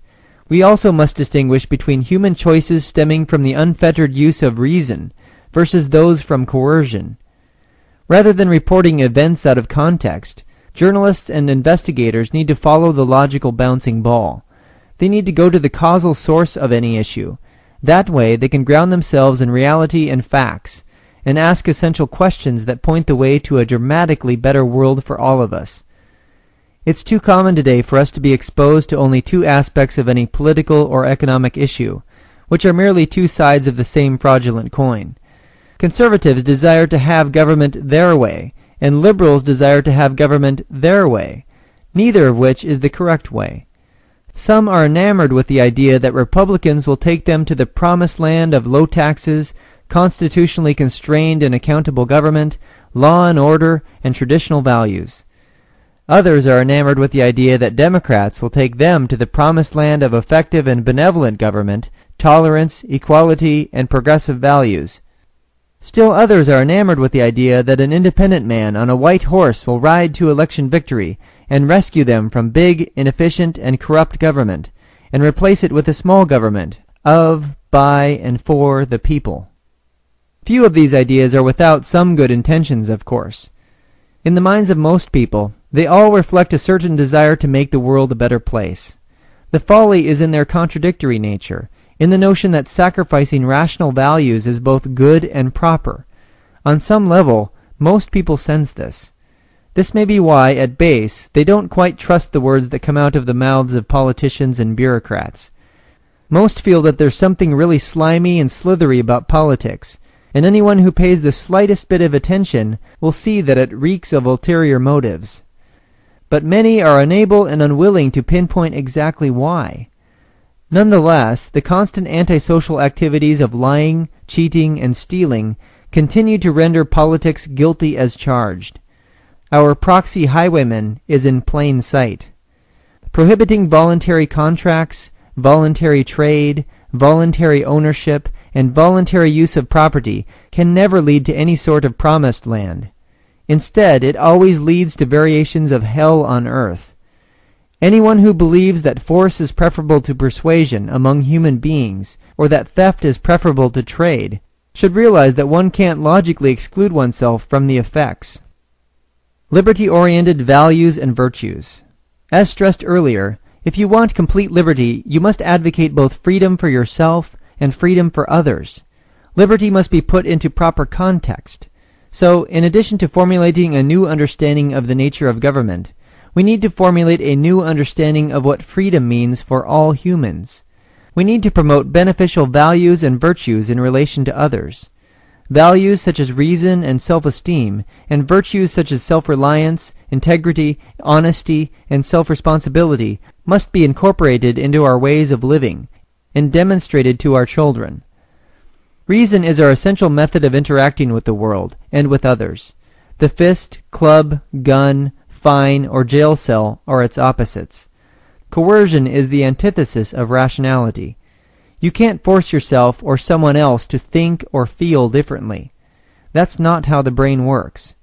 Human beings require evidence, facts, and logical identification and integration of ideas in order to make sense of things. Disappointingly, some people believe that we ought to be coerced into doing various things, such as paying taxes. If we don't, we should be forced to live in a jail cell. If we resist at any point, we should be restrained or even killed. Rather than appealing to reason, these self-contradictory beliefs and practices appeal to insanity, the loss of rational functioning. When employees of the state force others, who violated no one's rights, to do various things, the end result in society is the law of the jungle, a code of morality fit for unthinking primates. Those who enforce jungle law are much more suited to commanding troops of baboons than telling fellow humans what to do. The fact that some people think that forcing others is the answer to their financial woes, be they social or political in nature, tells us that they don't fully believe in the effectiveness of their own reasoning capacities. In other words, they reason that their faculty of reason is impotent, and therefore people must be forced.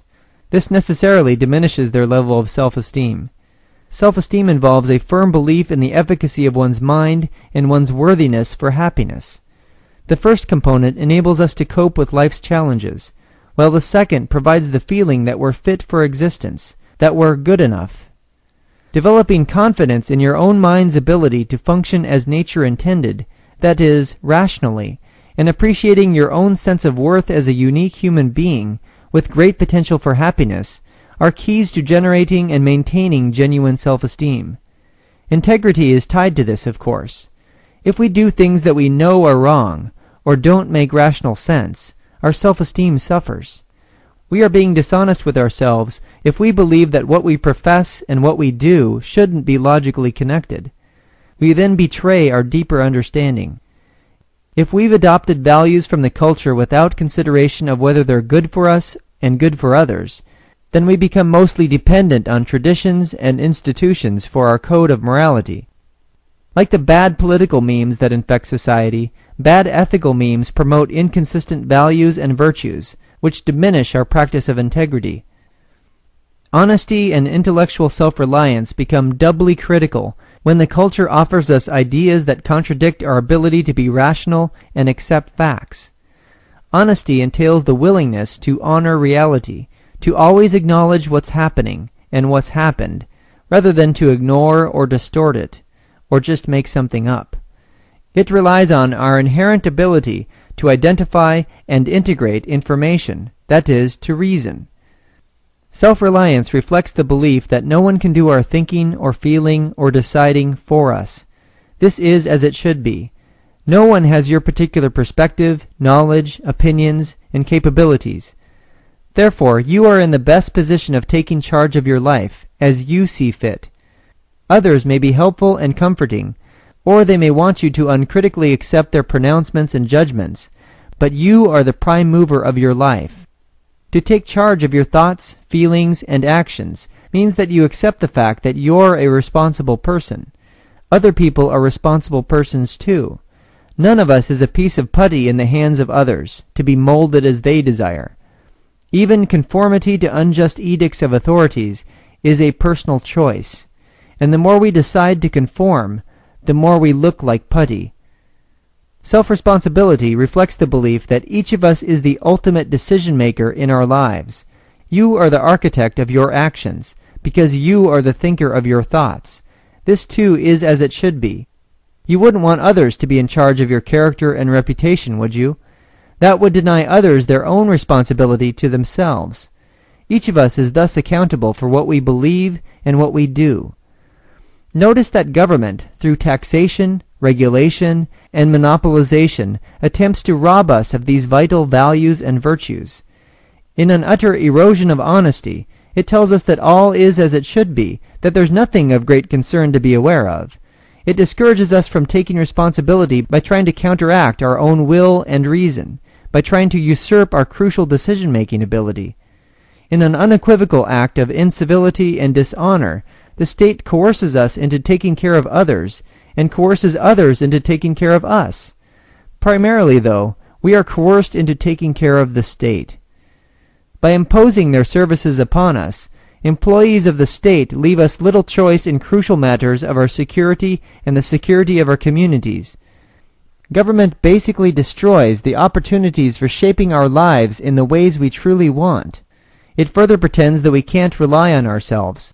Instead, we must rely on authorities, other selves, to tell us what to do and what not to do, and submit to them regardless of whether we disagree with their irrational pronouncements. Government diminishes our growth in self-esteem and integrity by fostering credulity and coercion and dependence on nonsense ideas. Finally, it hands us a twisted code of morality which tells us that we aren't sovereign and that we don't fully own ourselves and our property. The psychological shock waves all these things send throughout the country truly suppress the American spirit of independence and individuality. Thus, our entire population ends up with a split personality, in which people relate to others personally in one fashion, respectfully, and to others politically in another fashion, disrespectfully. Another ethical consequence concerns the decline of social virtues that Thomas Paine knew were necessary for good communities to sustain themselves. In addition to reasonableness and honesty, they involve such things as generosity, goodwill, kindness, and helpfulness. Though Americans are still supremely generous and give enormous sums of money and assistance to those in need around the world, the state's system of taxation and regulation steals and wastes much of our wealth. It leaves us with a small fraction of what would otherwise be available to give to others less fortunate, or better yet, to invest in ways to help them help themselves. Additionally, as mentioned earlier, bad money tends to drive out good money, meaning that helpful people are either prevented from helping others in need or are forced into the government's official way of doing things. The aftermath of the levee breach in New Orleans, for instance, not only exposed the destructive policies of the Army Corps of Engineers, but also proved once again that the Federal Emergency Management Agency is hazardous to our health. The sooner Americans can divest themselves of these life-threatening organizations, the better.